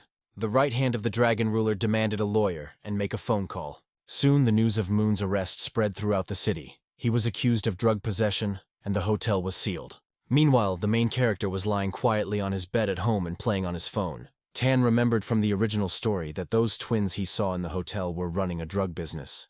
And since he found evidence of drug trafficking, he hurriedly sold the hotel. Yu was already used to the Dragon King's anger, because there was nothing he could do about it anyway. He wanted to live like a human for once in his life, but problems were suddenly falling on his head. At that moment, the system tried to inform Tan about something, but the guy dismissed it. A couple minutes later, he received an unexpected call from Wanyi. The young man was surprised and couldn't understand what she needed. The protagonist assumed that Bai had found the letter he had sent her. In fact, they were already acquainted, since they belonged to quite distinguished families. But the girl disliked the young businessman. After all, he was Chin's best friend, who was a famous playboy of the city. Meanwhile, Yu still picked up the phone and wondered why she was calling him in the middle of the night. Wanyi demanded that he come to the police station immediately, and if he didn't show up on his own, she would send the police officers after him. Tan thought that nothing terrible should happen because he was no longer in charge of the hotel. His father saw his son packing up for the night and asked where he was going, assuming he was going to Ming's. But Yu assured him that he just needed to get away for a while, and he wasn't going to Chin's place. After a while, the guy arrived at the police station and tried to keep his cool. A perplexed Wanyi initially couldn't figure out who was speaking, assuming it was Tang's voice. Bai stated that he, as a former hotel owner, was also a suspect in the case. Ya began to think about everything that had recently happened, and how Ya was trying to set him up with the dead girl. Finally, Wanyi realized the whole situation, and who was really involved in the story.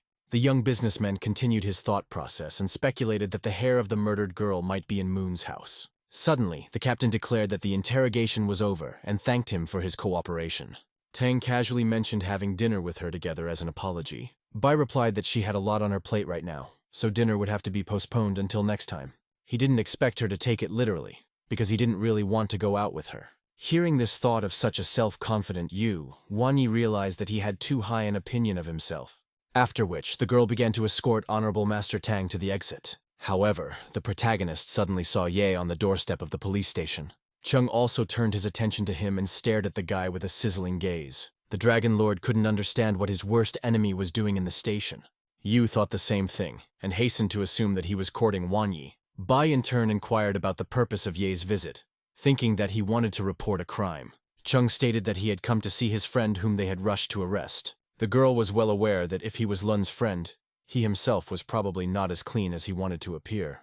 Wanyi reported that the nature of Ya's crime was too serious, and that it was impossible to visit him. The Dragon Lord replied that he was his superior, and therefore he was the first person Lun should talk to. Adding that the past owner was Yu and him she should question, Bai said, "Ya will be punished, since he is the owner of the hotel." Chung was furious, as she was obligated to obey him, not oppose him and be defiant.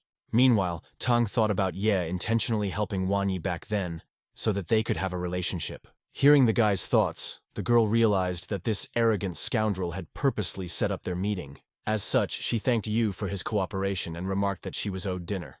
After which she hurriedly detained Chung for questioning, since he is Ya's boss, and thus directly related to the case. The protagonist did not understand why she was so polite to him, and mentally asked her not to fall in love with him. At that moment, Muyue suddenly showed up. Tang didn't understand what she was doing here. Ye in turn assumed that Su had heard about his troubles and had come to his rescue. However, the girl walked past the dragon ruler as if she hadn't noticed him, heading towards her lover and inquired if Yu was all right. The guy again began to mentally plead only already Muyue, so that she did not approach him, thus provoking Ye. The girl deliberately said that Chung was not interested in her. Then she offered her future husband to walk home together and took his hand. The young man was literally taken aback. The Dragon King was also shocked by such behavior of his woman, and could not allow her to molest his enemy. Tang in turn silently headed for the exit. But at that time he was called by a woman's voice. Turning around he saw Yixue, who said she heard about the incident at the hotel, and came right away. But there was no way she expected to see Muya here, much less holding Yuya's hand. The girls instantly began to sizzle each other with hateful glances.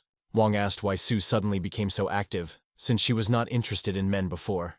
Muyui pressed herself even harder against Tan, and threateningly said that she didn't have to report to her, and it was up to her. The protagonist was annoyed by what was happening, and mentally urged them to stop this circus. Yixu also sarcastically said that she didn't dare to grab her young man's hand, but Su muttered that she must have a problem with her head because Yu is her boyfriend. Wang again pointed out that they are not even married. Besides, she doesn't know anything about him, neither what his favorite color is nor his interests. Muyue was silent for a moment, as if she didn't know what to say. Then she still said, "The most important thing is that they like each other, and Tang recently threw a party for her birthday." This time, clenching her teeth, Yi Yue fell silent. Then a thought came to her, which she hurriedly realized. Wang took out her cell phone, intending to show a display of true love. Yu in turn realized what she was up to and mentally began to beg her not to do so. At this time, Wang Yi couldn't stand it, and immediately chased everyone away as she needed to work. The protagonist immediately took the distraught rivals by the hands and dragged them to the exit. Chung was generally shocked, because the two girls he liked were fighting for his worst enemy. Passers-by could not understand who this guy is that so famous girls went crazy for him. Yu was on the verge of a breakdown, because he was always getting into such situations and was tired of it. After a couple of seconds, Ming arrived in the car and smilingly asked if Tang had a good time. He said that they had decided to piss him off and asked his friend for help. Qin had heard about the incident at the hotel, but knew Yu had nothing to do with it and offered him some drinks. The exhausted young man gladly agreed and hurriedly climbed into his car. Thus, the two disgruntled maidens were left standing on the side of the road, seeing off their lover with only a glance. Finally, Tan escaped from those crazy young ladies and breathed a sigh of relief.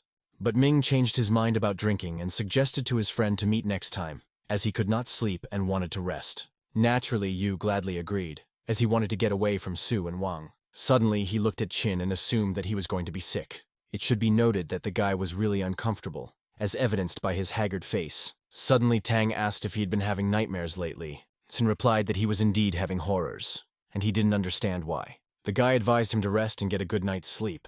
After that, they said goodbye, and the protagonist got out of his car. Yu knew perfectly well the reason for his friend's ill health, from the original story, which was caused by the extremely negative atmosphere in his house, which Ming didn't even realize. In fact, the root of the problems was the Jade Buddha, as it was Ye's doing. And when the Qin family was in a predicament, Chung came to their aid, and the family respected him, and his older sister Kexin began to have warm feelings for him. The plot of this story was quite primitive, however, as always. At this moment, the system awarded the master, Yin and Yang Wu Ji, which could only be used once. An indignant Yu asked why it could only be used once. The program replied that according to the story, he could refine his power with this gift, adding, due to the fact that the Lord didn't make it through the chapter to the end and incurred the wrath of the Dragon Lord, the reward was given in a single copy. The protagonist realized that he never managed to go through everything perfectly. Meanwhile, Wang Yi finally arrested Chung, but she could only do so the next day. However, a mysterious stranger instantly freed him by bailing him out. Upon being released, Ye realized that she had not had an easy time getting him out. As it turned out, the girl turned out to be Hui Yin, the first heiress of the He family. Their family was an offshoot of the Yanjing family, and the elderly Mrs. He kept in touch with Chung, who had once helped her with her treatment, so they were indebted to him. The Dragon King mentioned his subordinate Lun, and said that he had been arrested as well, but Hu Yin said that she was powerless in this case, and they had to figure out a way to get him out. The frustrated Ye once again thanked her for her help and promised to visit Mrs. He. After which, the young lady said goodbye to Chung and stated that she needed to return to the meeting. The young lady knew from her grandmother's words that he would soon become the lord of the world, but she herself doubted it. Ye thought about the fact that it wouldn't be long before the He family would also fall at his feet.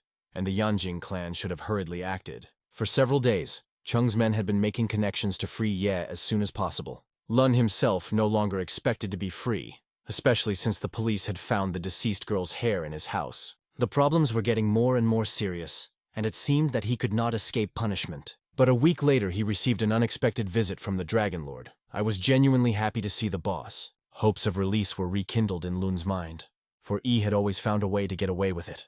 The big man almost let out a manly tear when he saw his patron. Chung said there were 2 pieces of news, one good and one not so good, and asked me which one to start with. I asked him in a trembling voice to start with the good news, and was already excited. He mouthed that the lawyer had gotten a reduced sentence in his case after all.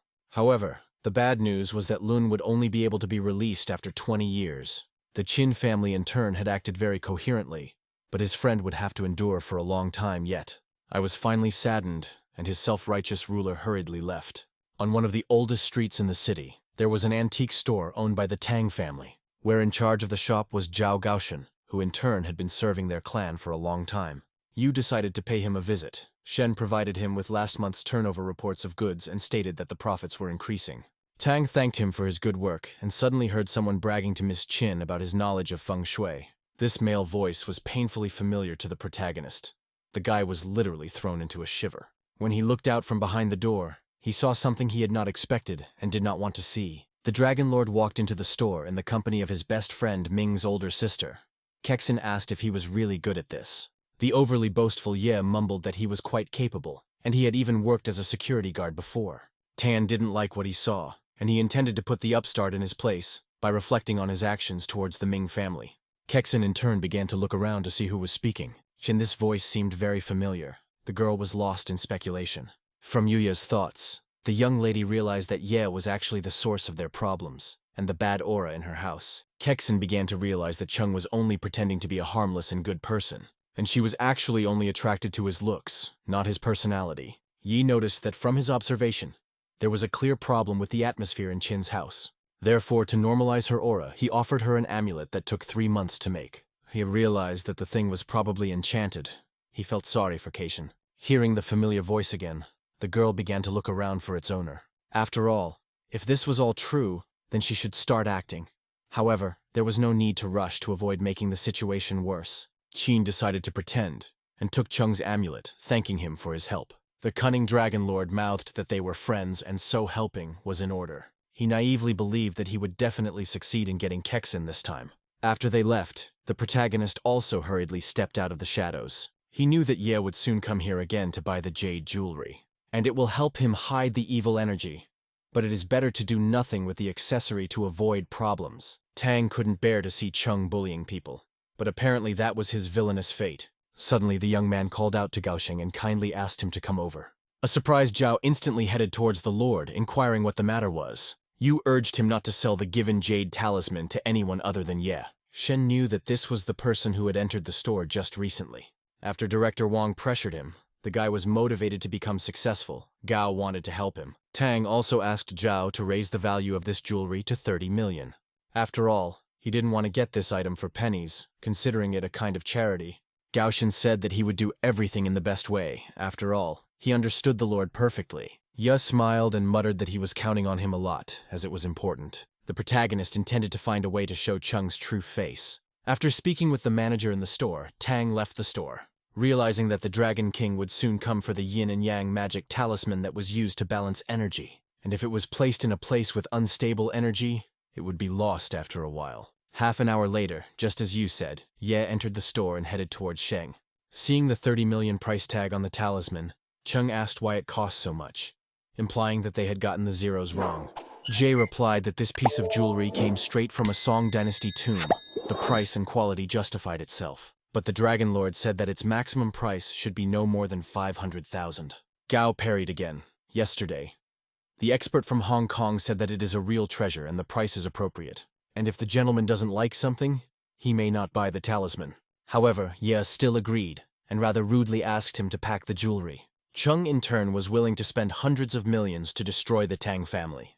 After which the smiling Shen kindly replied that he would now do everything in the best way. He himself realized that he couldn't compete with his master, and he would soon regret it. Ever since Xiao Yue had helped Wang, his condition had actually improved. And after eating, the old man planned to practice his calligraphy. Holding the brush in his hand, he tried to write a word, but suddenly he felt worse. His heartbeat increased and he couldn't breathe, making Grandpa nervous. Thus, Mr. Wang was once again confined to his bed. Yikshu worriedly asked Jiang what had happened to Grandpa.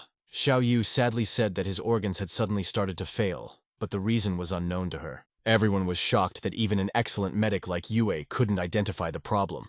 In fact, Zhulong had a hand in it, because if the old man died, the power would pass to him.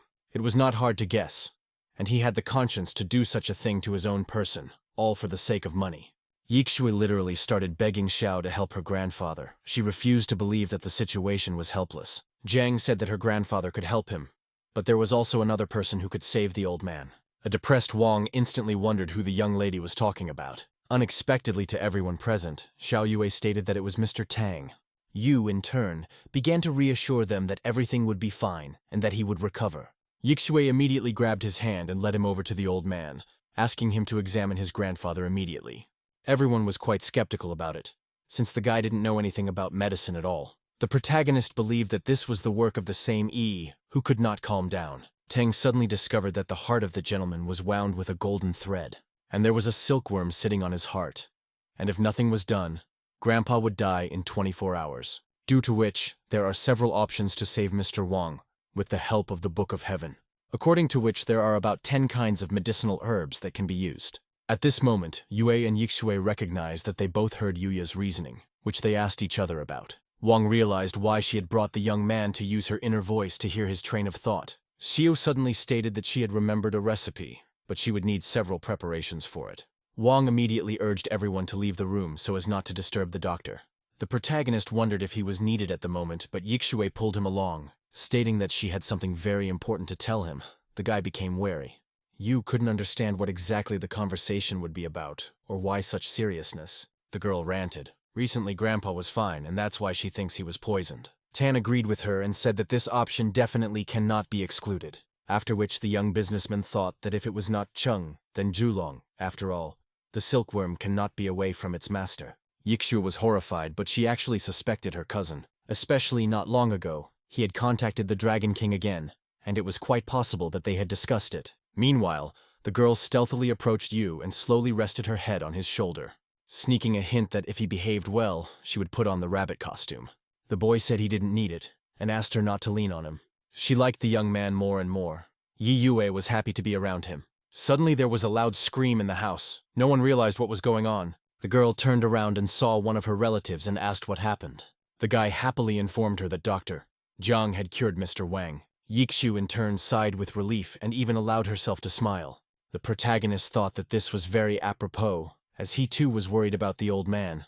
At this time, the grandfather gradually came to his senses and slowly opened his eyes. Concerned Ms. Wang asked him how he was feeling. At this moment, Tang suddenly received a call from Qin, and he hurriedly picked up the phone. Ming asked him to help him with a case involving feng shui, as he knew a lot about it. Yu asked him to wait for a while because he was currently visiting the Wang family. After the young businessman left their home, Yixue instantly summoned everyone to the main hall. And with an extremely displeased face, she muttered that she wanted to discuss an important matter. Zhulong became nervous, because he didn't expect Yue to be able to cure the old man. But his sister couldn't know about his involvement. He naively assumed that she had no proof, and therefore everything would be fine. Suddenly, an exasperated Yi Yue summoned her cousin and grabbed him by his clothes. She then threw him on the floor and ordered him to kneel down, which Zhulong did. The relatives did not understand such behavior of the maiden, and began to demand explanations. The brother himself, also pretending, asked what had happened, and why she was behaving like this. Van immediately accused him that he urged her to invest in the unprofitable company Fars, and it was because of him that grandfather became ill. The boy replied that he had indeed made a mistake with the firm, but he had not harmed the old man and could not have done such a thing. Zhulong's angry mother demanded that Yixue show proof of her accusation. The young lady threateningly stated that she actually had irrefutable evidence. At this moment, Li Daishan came out to them. He was the vice president of the company who had colluded with Zhulong. Ms. Wang's cousin was shocked by what was happening and couldn't believe his eyes, while Daishan decided to confess to the conspiracy and all his machinations. Upon hearing this, Mr. Zhulong's father became furious and immediately began to punish his son. Afterwards he began to beat him because he hated those who harmed the family. But most importantly, his offspring dared to attempt on the old man's life. which was usually punishable by death. The people present only coldly watched the scene without saying a word. Suddenly, Yixue said that he had not acted on his own and had only succumbed to Ye's manipulation. The entire family wanted revenge and intended to destroy the Dragon King. After a while, they began to search for him in order to strike back. Also, absolutely all the companies started a war against the Dragon Soul organization. Meanwhile, the Qin family invited several feng shui experts to get rid of the negative aura in the house. Experts came from all over the country. The reward was 10 billion. As soon as the protagonist arrived, he saw his worst enemy Chung.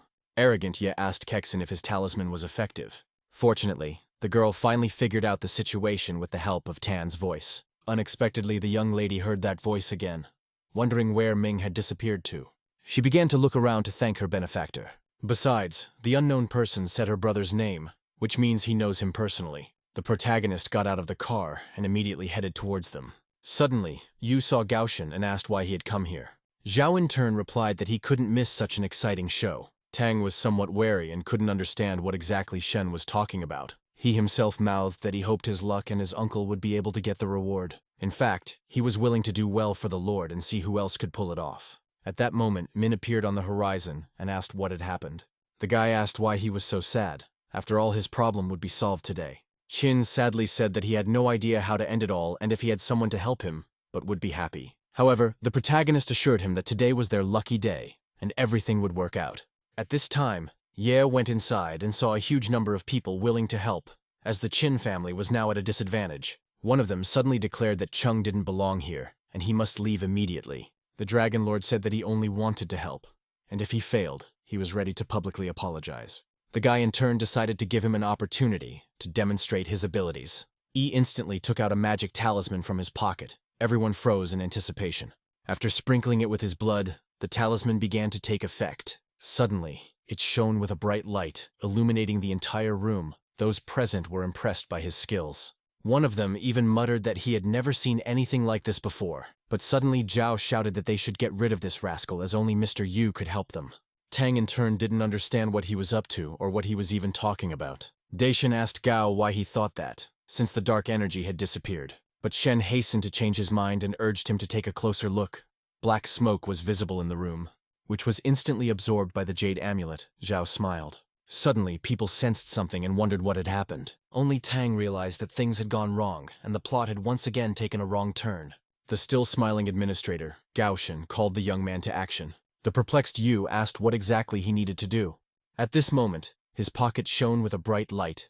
The surprised lad reached out his hand to see what it was, taking out a jade talisman from his jacket pocket.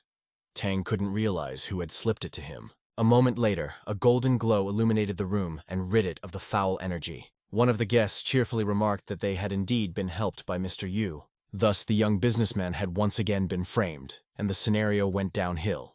Angry Chung could hardly contain himself after all. He was the one everyone should be thanking. Instead, he made him look like a laughingstock. The Dragon King was boiling with anger. He wanted to kill everyone present. Their satisfied smiles annoyed him greatly. He especially wanted to stomp on this Yu since this was the third time he was setting him up. Kexin realized that in such a state, Ye could harm her family, which could not be allowed in any way. Therefore the girl suddenly grabbed the jade Buddha statue. She looked menacingly at Chung and smashed the statue, throwing it on the floor. A kind of magical energy immediately rushed out of it towards Yi. One of the experts who had been sent to him pointed out that dark energy always returned to its master after being released. The other experts supported their colleague, opposing the Dragon Lord. Chung in turn began to boil with anger, but tried to keep himself in control. The protagonist naturally saw and understood the state of the embittered Ye. At this point, Qin intervened and said that all her family's troubles were because of him. Suddenly, Ming ran into the room and called out to capture the rogue. Tang tried his best to calm him down, but the guy kept pushing at Chung, who in turn couldn't take it anymore and grabbed him by the throat. Everyone was shocked. Kexin demanded that he let her brother go immediately, but the Dragon King didn't listen to her. Yi stated that such a small family couldn't do anything to him, and if it wasn't for you, they would be dead by now. The young businessman didn't understand why he kept attaching him to his own failures. After which Chung gave him a choice. Either Ming or Tang would die, Qin shouted again, urging him to leave immediately. The atmosphere was extremely tense. The Dragon Lord was hastening Yu's choice in every way possible. Ming didn't want his best friend to get hurt because of him, after all. He had already saved his life once before. Yi began to thicken the colors, saying that it was extremely cowardly of him to watch his friend die. After a moment, the protagonist still agreed to take the hit. He tried to be more restrained, but the situation was different. Kaishin, as well as all present, appreciated Tan's deed. The girl even wept. The young man ordered Chung to release his Ming immediately, after which they would deal with each other. Naturally, he didn't want to do that, but there was no way he could cowardly run away either. The dragon ruler loosened his grip and finally let Qin go, agreeing to solve the problem with Yu. Going outside, Ye stated that Tang had already dishonored him 3 times and he could not turn a blind eye to it. Realizing that he was weak in martial arts unlike him, and even if he missed a punch, he wouldn't suffer much damage. However, the cocky Yu urged him to start first, saying that if he attacked, Chung would be unfortunate. Everyone thought that Mr. Tang would have no problem dealing with this upstart. The angered Dragon King declared that he would now say goodbye to his life. After which, he gave a lightning strike to the protagonist, but something went wrong. The guy in turn stood absolutely unharmed and spread out in a snide smile. The discouraged Ye then attacked the young businessman again, but nothing happened. You'd realize that one of the system's rewards was actually useful, as even Chung was unable to harm him. Tang decided to use the power of yin and yang to strike back, and in just a couple of seconds, the guy's crushing attack reached its target. As a result, the bewildered Dragon Lord flew aside. Those present were shocked by the young man's strength. Even Gaoshan didn't know about his lord's abilities. A joyous Ming said that his friend was indeed very powerful. Everyone as one began to write out compliments for him. After all, he had defeated Ye with just 1 punch. Yu in turn realized that Chung would be furious now, but he managed to teach him a lesson. Meanwhile, the wounded Dragon Lord was still able to get to his feet. He intended to heal himself with the vial and then kill everyone, for a true hero cannot be defeated. Kexin immediately ordered to capture him, saying that she was even willing to pay money to whoever would cripple Ye. At this moment, Chung shouted menacingly for no one to come near him. However, all the people ignored his demand and hurriedly attacked. The protagonist wondered how the plot would unfold if they killed him now. After a while, the mutilated Dragon Lord was lying on the ground. One of the guards suddenly saw the vial and hurriedly crushed it. At this time, Chung suddenly blew up and started running away in an unknown direction. However, one of the guests managed to catch up with him and grabbed him by the pants. But Ye didn't stop that. The dragon ruler tried to keep running away, dragging the guy who had grabbed his pant leg along the ground. At a certain point, he still ripped off his pants and Chung rushed forward as if nothing had happened. The protagonist knew that in the scenario, luck would always follow Ye. After which, people once again began to thank Mr. Tang, for not only was he knowledgeable in feng shui, but he was also a martial arts master. One of them even allowed himself to call him the best fighter in the country, which of course was an exaggeration. However, the young businessman liked the fact that he had thus endeared himself to them. At the same time, Yu rather modestly noted that they had done better than him and called everyone to rest. The people began to actively discuss amongst themselves about Mr. Tang's might. At this moment, the guy was suddenly called out by Kexin. The protagonist turned around. The worried girl asked him how he was feeling, after which she once again thanked him for his help. Yu was extremely surprised by her behavior, since she had always hated him. Their relationship had long ago failed, and it had continued to this day. More than 10 years ago, Qin had slept peacefully in her room naked as she slept better. Tang couldn't find Ming and decided to ask her where her brother was. Half asleep, Kexin woke up and saw the surprised protagonist, due to which, literally went into a rage and gave him a lightning strike. The guy was shocked by what was happening because he had done nothing wrong, and after this situation, they never spoke to each other again. Modest Yu muttered that he shouldn't be grateful, as he couldn't help but protect his friend. Tang himself was pleasantly surprised by the dialogue with her, something that had not happened between them for so long. However, it's worth noting that Min was the reason for everything that happened. He had set it all up, given his mental abilities, which is what Tang thought. At this time, Yixue assumed that Qin had deliberately helped Keishin to get rid of her young man. At a certain point, the two maidens met hateful gazes. Wang then turned to her Yu and asked if he was all right. But without letting him answer, Yixue instantly took him under her arm and dragged him behind her, saying that she needed to examine him to see if he was injured. The bewildered Tang didn't understand why she had to come up with some kind of examination. After all, it was already obvious that he was fine. Hearing his thoughts, the young lady replied that she was worried about his health. Yu suspected something wrong and suggested to her that the doctor should examine him since he was more competent in the matter. At this point, Ming stated that their family doctor quit a couple days ago. Yixu in turn remarked that he had nowhere to go and would have to examine him for injuries. The frustrated protagonist finally agreed, even though he was terribly reluctant to do so. After Wang entered the room, Kexin came in after her, wondering why Qin had come.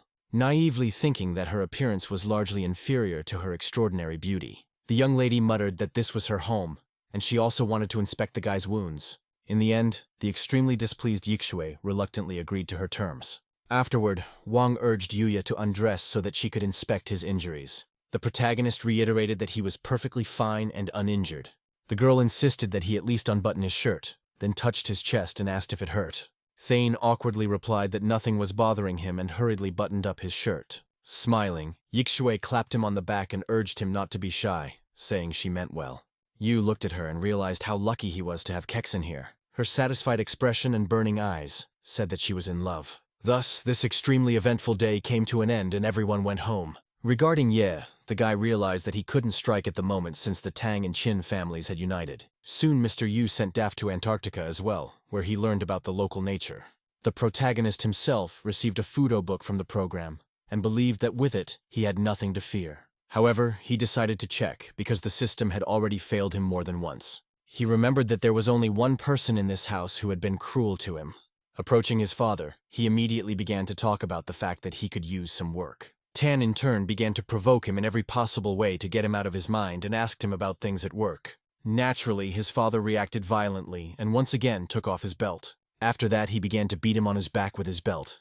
But the young man smiled. At a certain point, he got tired. The gloating son ironically remarked that apparently Dad hadn't eaten enough porridge today. Tang Sr. was puzzled, sadly suggesting that he was no longer at the right age, and the asshole had grown up. A satisfied Yu instantly ran to his room, realizing that the technique was really working. Suddenly his joy was interrupted by a thin female voice, which caressingly called him. The guy turned and saw a young stranger. The smiling damsel identified herself as the new maid in his house named Lin Han. The protagonist also smiled at her and greeted the pretty maid. The young lady in turn asked in surprise if the gentleman really didn't remember her. It suddenly dawned on him that this was the girl Ming had introduced him to at the club, and according to the plot, it was Qin who was supposed to be with her. But after Tang urged his friend to cut off their interaction with her and they never saw each other again, he tried to figure out why she had come to his house. Yu assumed that it was Chung who had already started the action and decided to take revenge on him. The guy asked if she had already worked as a maid. Lin stated that she knew how to do laundry, cooking, and cleaning. The young businessman noticed that it is not easy to work in their house, because his family is the main one in the city. But the self-confident young lady replied that she could do it all, and there was no reason to worry. Suddenly, he demanded that Han sit down on the bed and he would lie on her legs for a while. In this way, Tang intended to piss her off so that the damsel would eventually quit on her own. However, after a moment, Lin obediently sat down on the bed and Yu lay on her legs, after which she extremely politely asked the master if he was comfortable. The protagonist replied in the affirmative and proceeded to ask her provocative questions, assuming that soon she could not stand it and snapped, and dismissal is not far off. But it should be credited to a very patient girl, because he did not even give the appearance of being nervous. Then Tang once again turned his verbal stream against her and said various stupid things. However, Han constantly replied politely to the provoking questions. In fact, she wanted to kill him already. The girl tried to keep her cool as she needed to find out more information. Yu in turn began to ponder how such a nice girl became a murderer. Lin wondered, for if he knew they were enemies, why such mercy? Suddenly the young lady asked him if he had any brothers or sisters. Tan replied that he was the only one in his family and only had cousins. When he thought of relatives, for some reason only one person came to his mind. The one person who was watched around the clock. Han realized that Yu was actually a very treacherous person, as even Ye was unable to overpower him. After which, the girl suddenly started massaging his temples and wondered if he felt better. The satisfied protagonist happily stated that she had thought of this very conveniently. Lin decided to ask him if she could stay to work in his house. Tan assumed that she had realized about his intention to fire her, but that was something he wanted to deal with a little later. The guy put his hand on her leg and told her that she could keep working. But if she changed her mind, the door was always open. The young man was literally enjoying being the cheeky one and didn't think about stopping. Even though he knew her hard fate, where her parents were brutally murdered, and he was taken under his wing by Chung, who had taught her everything. But at the end of the scenario, she would hate him, though she wouldn't be able to cut ties with him completely. Hearing Yuya's thoughts, Han was shocked, because all she wanted was to find out about her brother. The elder who had told her how he had saved her was the murderer of her parents. When he saw the frightened expression on the girl's face, he asked what had happened. Lin began to say inaudibly that she urgently needed to go to the restroom. Absolutely calm and smiling, Tan plopped down on the couch and said she was free to go. On her way out the door, Han tried to hold on, for there was no way she could lose her composure. After thinking for a while, the maiden came to the conclusion that from now on, she would have to be on the other side of the barricades in the Dragon Soul organization. At that moment, his brother suddenly entered his room and greeted him. The protagonist was extremely surprised and asked why he had come here. The young man happily stated that he wanted to give them a gift for their wedding with Miss Mu Yu, after which handed him a gift box. Tang thanked him sincerely. Then sitting down on the sofa, Yu asked how his business was going in the company. The kid replied that there were still a lot of things he didn't know about, and he clearly lacked brotherly advice. However, Tan mouthed that he had impressive skills, because otherwise he wouldn't have passed the test with 250 points. Suddenly the young man made a surprised expression and wondered why he brought it up. Then he asked Yu to come to their firm to inspect it, as he felt that corruption was rampant there. Tang asked him if his brother really wanted him to go there right now. The guy asked him to delay his visit for a couple of days to gather the necessary evidence. As it turned out, it was actually Dafa who had encouraged him to kill his brother. After all, in this way, all the power will pass into his hands, and no one else will not be able to prevent him, which is what the young man intended to do. The protagonist in his turn agreed to visit the company in a couple of days, perfectly realizing that very soon he will fall into his trap and everything will fall into place. After that, the guy left and instantly called the Dragon Lord, informing him that Yu had agreed. Naively believing that this time Tang would definitely lose, and the only owner of the business would be him. This time the young businessman realized that actually Ye had sent 4 people after his head, all because he personally couldn't handle Yu. But they didn't know what kind of show they had signed up for. Tang then went to a meeting of many corporations where he would be the spokesperson for his firm. He was met by Ming in the company of some adorable girls and greeted him. Qin immediately grabbed the guy and dragged him behind him and told him that he needed to have a word with him. The protagonist wondered who needed him so badly right now. Upon entering the room, he was greeted by a cheerful Kexin who held paints in her hands and offered to drink tea. The young man showed the bottle of liquid and politely said that he had water. Yu himself could not understand why all the girls were paying so much attention to him. Qin asked him to apologize for the previous incident, as she didn't know that her brother was to blame. Tang kindly replied that it was fine, and he had already forgotten about the incident. Unexpectedly, Kexin asked the young man if he would like to paint. The protagonist said he hadn't done it for a very long time, and slowly approached her painting. The girl sadly mouthed that the 3 of them used to paint often at their home. It is worth noting that Qin was a sensitive girl from childhood, but she also showed cold-bloodedness. And it was with Yu and her brother that she found her true friendship. They liked to sit in nature and draw. Her nostalgia was suddenly interrupted by Tang, who noticed that her drawing skills had improved a lot. Kexin thanked him for helping her learn to draw back then. After all, when she was in a deep depression and only drew with black colors, Yu waited for the right moment and painted her picture with different colors. Ever since then, it had become much easier for her to get out of such situations. The guy remarked that he just didn't like the black butterfly and so gave it some life, after which he hurriedly left. Suddenly, Kexin cried and snapped out of her seat wondering why he hated her so much. Tang urged her to calm down, or else everyone would think he was bullying her. Qin held out her brush to him and once again asked him to paint with her. At this moment, she took a step towards him and suddenly stumbled. The protagonist instantly ran up to her and asked if she was all right. Kexin sadly said that she had twisted her leg and now it was hurting, equally sadly adding that she needed to be examined right away. Tang in turn thought that all the girls had decided to mess with him, but there was nothing left to do but examine the leg, and Yu helped her to the couch. As if on purpose, the girl made a sad face and pitifully stretched out that her leg hurt. At this time, Yixue and Mu Yue and Xiao Yue ran into the house. Naturally, they were looking for their beloved one.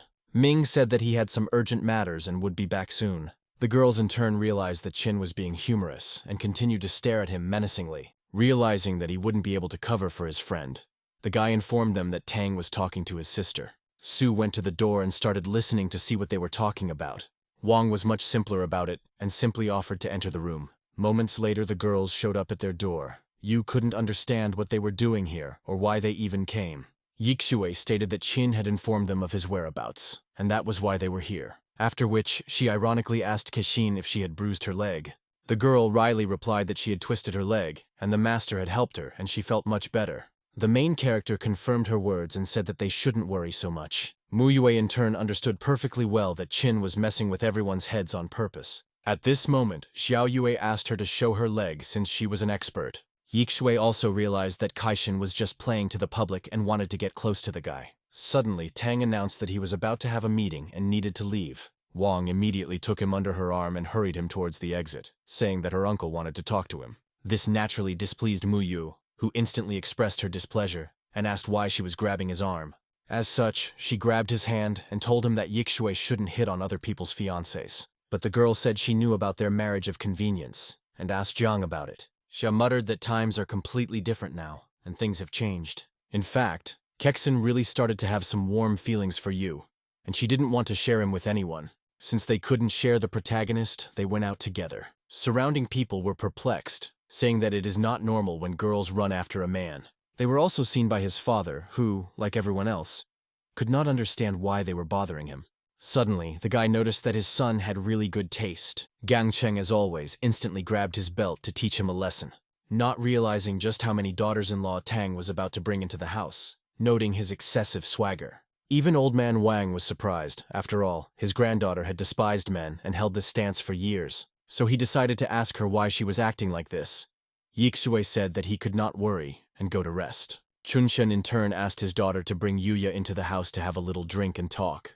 Mu Yue realized that everything was actually fine, and her father's advice was really good for her. At this moment, Ming approached his little sister and asked if she liked his friend. Kexin muttered that she was rather interested in him, and nothing more. A joyful chin suggested that he would become his brother-in-law very soon. After which, he took out his phone and said that this moment should be captured. Then turned the phone on him and remarked that he was the most romantic person in the city. Meanwhile, the Dragon Lord's injuries in the hospital had time to heal. Seeing a picture of his worst enemy on the internet in the company of all his potential girlfriends, Ye was literally furious at such a despicable act by the young businessman. Chun thought that the Grim Reaper team would definitely be able to deal with this upstart. Finally, the protagonist returned home, where a submissive maid was waiting for him and offered him to lie down. Satisfied, Tan again gladly lay down on her legs. Lin herself did not understand why she did not resist him, but since she had nowhere else to go, she continued to play the role of maid. Yu, in turn, enjoyed this kind of time at home, where it was extremely safe and no one was trying to kill him. Hearing his thoughts, the girl assumed that Ye was trying to deal with the master again. The guy, on the other hand, was thinking about how he could go out on the street now that everyone thinks he's an Alfonso. At this time, his phone rang. The young man hurriedly answered his friend. Min said that if he was free, he would like to discuss the topic of their last conversation. Tang replied that he would come to the office soon, himself wondering if someone had taken action again. It suddenly dawned on Lin that he might be attacked by the 4 Grim Reapers, but she couldn't let that happen and began to think about the next plan of action. Meanwhile, Yu went to look for Joyu, but his combat power was lacking. As such, he needed allies, for even cannon fodder was scarce. Moments later, he was met by a newly hired smiling actor of the Tang family. The protagonist realized that he was an extremely powerful person, and the likes of which were not often seen in the current times. Yu urged him to get involved at the right moment, as he would meet someone along the way who needed to be taught a lesson. The guy didn't fully understand what he was talking about, as people of his status were prone to talking nonsense. After that, the extremely confident Tang hurried him to go to Joyu. At this time, 4 Grim Reapers were already waiting for the arrival of their target. Their leader said that 20 minutes should be enough time to prepare. He then asked the others if they were aware of the situation. All of them as one replied that they were well aware of it. The leader mouthed that he had hurt their leader E, so he shouldn't be pitied, adding that about 100 billion had already been spent because of the Dragon Lord. But today's mission must be accomplished, even if not for Cheng's sake, but for Mr. Lu's. After all, if not for his kinship with the former Dragon Lord, the new one would definitely be Lu. And after the task, the command should be handed over to him since he deserved it. At this time, Yu rushed his car with his aides to the mountain where the assassins were already waiting for him. The Grim Reapers in turn spotted their main target and sprang into action. One of them went to the car of the young businessman and discreetly threw a knife at him. The protagonist managed to pay attention to him and saw the dirk in front of him. At that moment, his brother asked Tan to come out and discuss the situation with them. Yu, who was smiling evilly, said that he was going to go out and discuss the situation with them. After all, he knew perfectly well that he was in cahoots with them, so he was curious to observe what was going on. The brother got out of the car and went to the killers to supposedly solve the problem. At a certain point, one of the Grim Reapers hit him softly on the head. As a result, the guy collapsed unconscious on the ground, which was a highly improbable moment. Afterwards, Yu got out of the car and noticed that Ye's group of accomplices had arrived just in time. The leader stated that those who knew too much would always die first. The protagonist knew that they were dangerous, and usually one hit was enough for them to destroy the target. After a couple seconds, he launched a lightning attack towards Thane, but the young man didn't take any damage. The Grim Reaper was very puzzled, because usually it was the other way around. Yu began to mock him, saying that he had not eaten enough porridge today. This enraged the assassin and he hit him again, but it had no effect. It seemed that the assassin's manhood was hurt as much as possible. After that, the others came to his aid and tried to harm Thane as well, to no avail. The Reapers couldn't understand how he didn't receive damage from the combined attack. The smiling guy didn't even move, and then he beat up the ridiculous assassins. Finally, the shocked mercenaries realized that they couldn't handle him, and they had never been humiliated like this. But in doing so, they tried their luck once more, simultaneously all pouncing together on the impenetrable young man. The actor had no idea that the gentleman was talking about assassins, realizing that he had clearly underestimated the gentleman and mistreated him for nothing. What the tired Reapers also thought, because no one had ever put such pressure on them before. However, they still unsuccessfully threw themselves into an unequal fight with Tang. Yu, in turn, remarked that they were too weak and he had no desire to continue this circus. The protagonist was well aware that he might inadvertently kill them if they continued to attack. One of the mercenaries asked the impenetrable guy what he wanted to say. Thane repeated again, for those who didn't understand, that they were all nothing against him. The mercenaries were already aware of his power, comparable to only one man, Master Lu. At this moment, the joyful young man called out to his assistant Huang. The actor realized that Yu wanted him to take care of these ridiculous assassins, and a moment later, all the Grim Reapers were bound, and the satisfied Huang reported to his master on the work done. After asking what he should do next, Thane asked him to take them to the police station. Watching everything that was happening was Lin, who hid behind a tree. She was shocked by the young businessman's strength, realizing that in fact he could have easily killed her, but for some reason he didn't. Suddenly it dawned on her that the protagonist liked her, and that's why he let her live. Han realized that only with Yu could she feel safe. The guy, on the other hand, hurriedly took Joyu to the emergency room. After he got out of the hospital, he decided to call his uncle and tell him what had happened. A disgruntled Tang then asked the system why all the characters always showed up early. The program in turn began to reassure the host, stating that everything is as it should be. The young man then decided to collect his well-deserved reward and asked the system to do so, which suddenly informed him that his reward had already been sent. A perplexed Yu inquired to whom and where exactly she had sent his gift. In fact, the courier sent by Tan was already on an airplane heading to Africa. Meanwhile, Ye was getting nervous, for the Grim Reapers should have contacted him half a day ago. Qing refused to believe that the young businessman could handle the mercenaries. Suddenly, Hu Yin walked in and wondered why he had called her. The Dragon Lord said he couldn't get in touch with his subordinates and needed her help. He replied that he shouldn't look for them as the Grim Reapers were in prison. Ye was taken aback. A couple of minutes later, his younger brother Lu Junzhou walked into his room. Chung asked him when he had time to return, as he was obliged to be on assignment in France. Junzhou replied that he had heard about the fate of the Reapers, and so had decided to personally help his brother. But the Dragon King didn't believe it, assuming that he had been sent here by an old man. Lu noticed that it was the old man and his mentor asking him to hurry up and fly to Suhan. Ye noticed that his younger brother had changed somewhat and asked him if he had made a breakthrough. Junzhou realized that he had become stronger than his brother, who was still at an average level. Chung also realized that Lu was vying to take his place, but if he made a breakthrough in the near future, no one could match him. The young man decided to let the dragon ruler rest and heal his wounds. After that, he went to the exit with Miss He, who assumed that the next leader of Suhan City would be Lu. After all, if this was really true, then they had absolutely nothing to fear. The arrogant Junzhou believed that he would soon take the throne from his older brother. At this time in the Tang Company office, the newly minted secretary continued to play video games. Seeing her, the protagonist was surprised that she was still busy with his ridiculous task.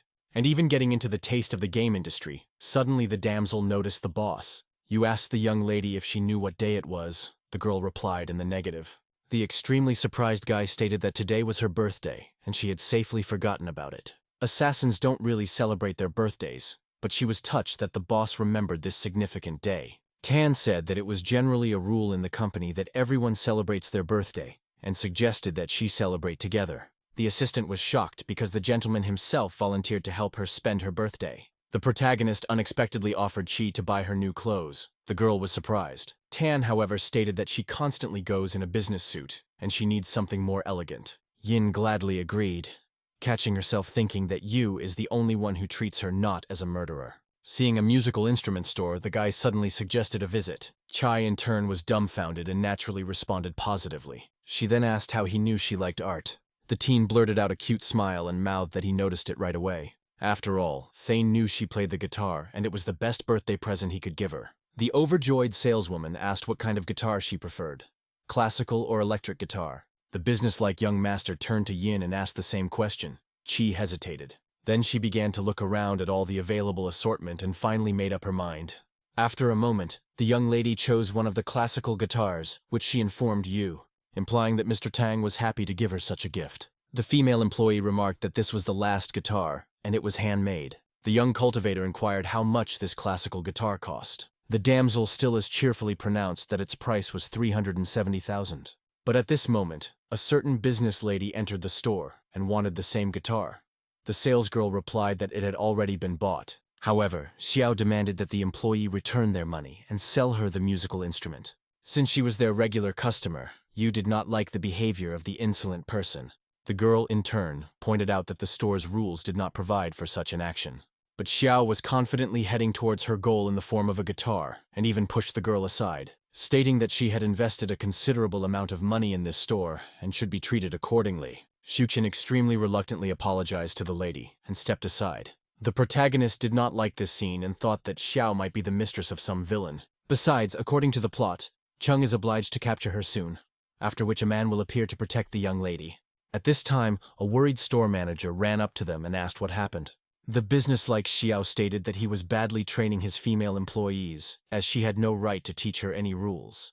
The indignant manager instantly hurled insults at Liu, saying that she couldn't behave like that with customers. Xu Chen then said that the guitar was originally bought by young people, and afterward, Xiao came in and demanded to give her the guitar. The supervisor ordered her to immediately apologize to Madam and leave the place. Tang in turn could not stand such injustice, and said that he would not have another store opened in this city. The business director muttered that he had quite wealthy people behind him. The indignant Xiao asked the young cultivator who he was, and how dare he cross them. She then shifted her gaze to Qi, and noticed that his girl was dressed strangely at all, and once again called for the guitar to be returned. Naturally, Yin was not going to return the musical instrument to the insolent person, and Yu in turn slapped Xiao. The shocked girl did not expect such a turn. The dumbfounded lady asked the protagonist if he was a man, because no one dares to hit a woman. The young master replied with a smile on his face that for him everyone is absolutely equal. At the same time, he realized that they were both negative characters in the story. Yin in turn was pleasantly surprised, for Yu appeared to be in favor of equality. At that moment, Han entered the room, whom Xiao had asked to deal with the teenager because he had hit her. The guy immediately stared his menacing gaze at Tan and asked how dare he touch her. Yu knew who he was, and that coming from neighboring Yanjing, his family had always feuded with the Ye clan. Therefore, he decided to use the Chung family as a cover to declare war on Han. But there was no response from Tang, so the young man called Zhou to deal with him. Han's bodyguard immediately rushed into a fight with the young master and began to strike powerful blows. But the guy deftly dodged them. Qi wanted to help the master and finish Zhou, but Yu stopped her, making her realize that he could handle the situation himself. He then looked at Han's guard and wondered if that was all he was capable of. Zhou was shocked and didn't understand how the teenager was able to withstand and dodge his attacks. Assuming that the fighter was actually at the dizzy realm level, Han wondered the same thing, realizing that this person really wasn't that simple. A perplexed Xiao asked her patron what kind of realm that was. The guy couldn't help himself and slapped her, ordering her to immediately shut up. Then apologizing for his passport's behavior, Teng asked if he knew the Ye family from Yanjing. Han was puzzled, for according to his knowledge, the Ye family had not existed for more than 20 years. Suddenly, Yu said that the heir to their clan had appeared to take revenge on those who had been involved in the massacre of his family. The protagonist also said that the first thing he would do would be to take care of the Han family. The shocked guy turned to his bodyguard and apologized to him. Zhou realized that the young master intended to take his place. He proudly accepted his fate. Afterwards, he asked Yu if he could be free. The answer was no. The young cultivator in turn extremely persuaded him to stay. The frightened Zhou didn't understand what was going to happen next, and silently stood to the side.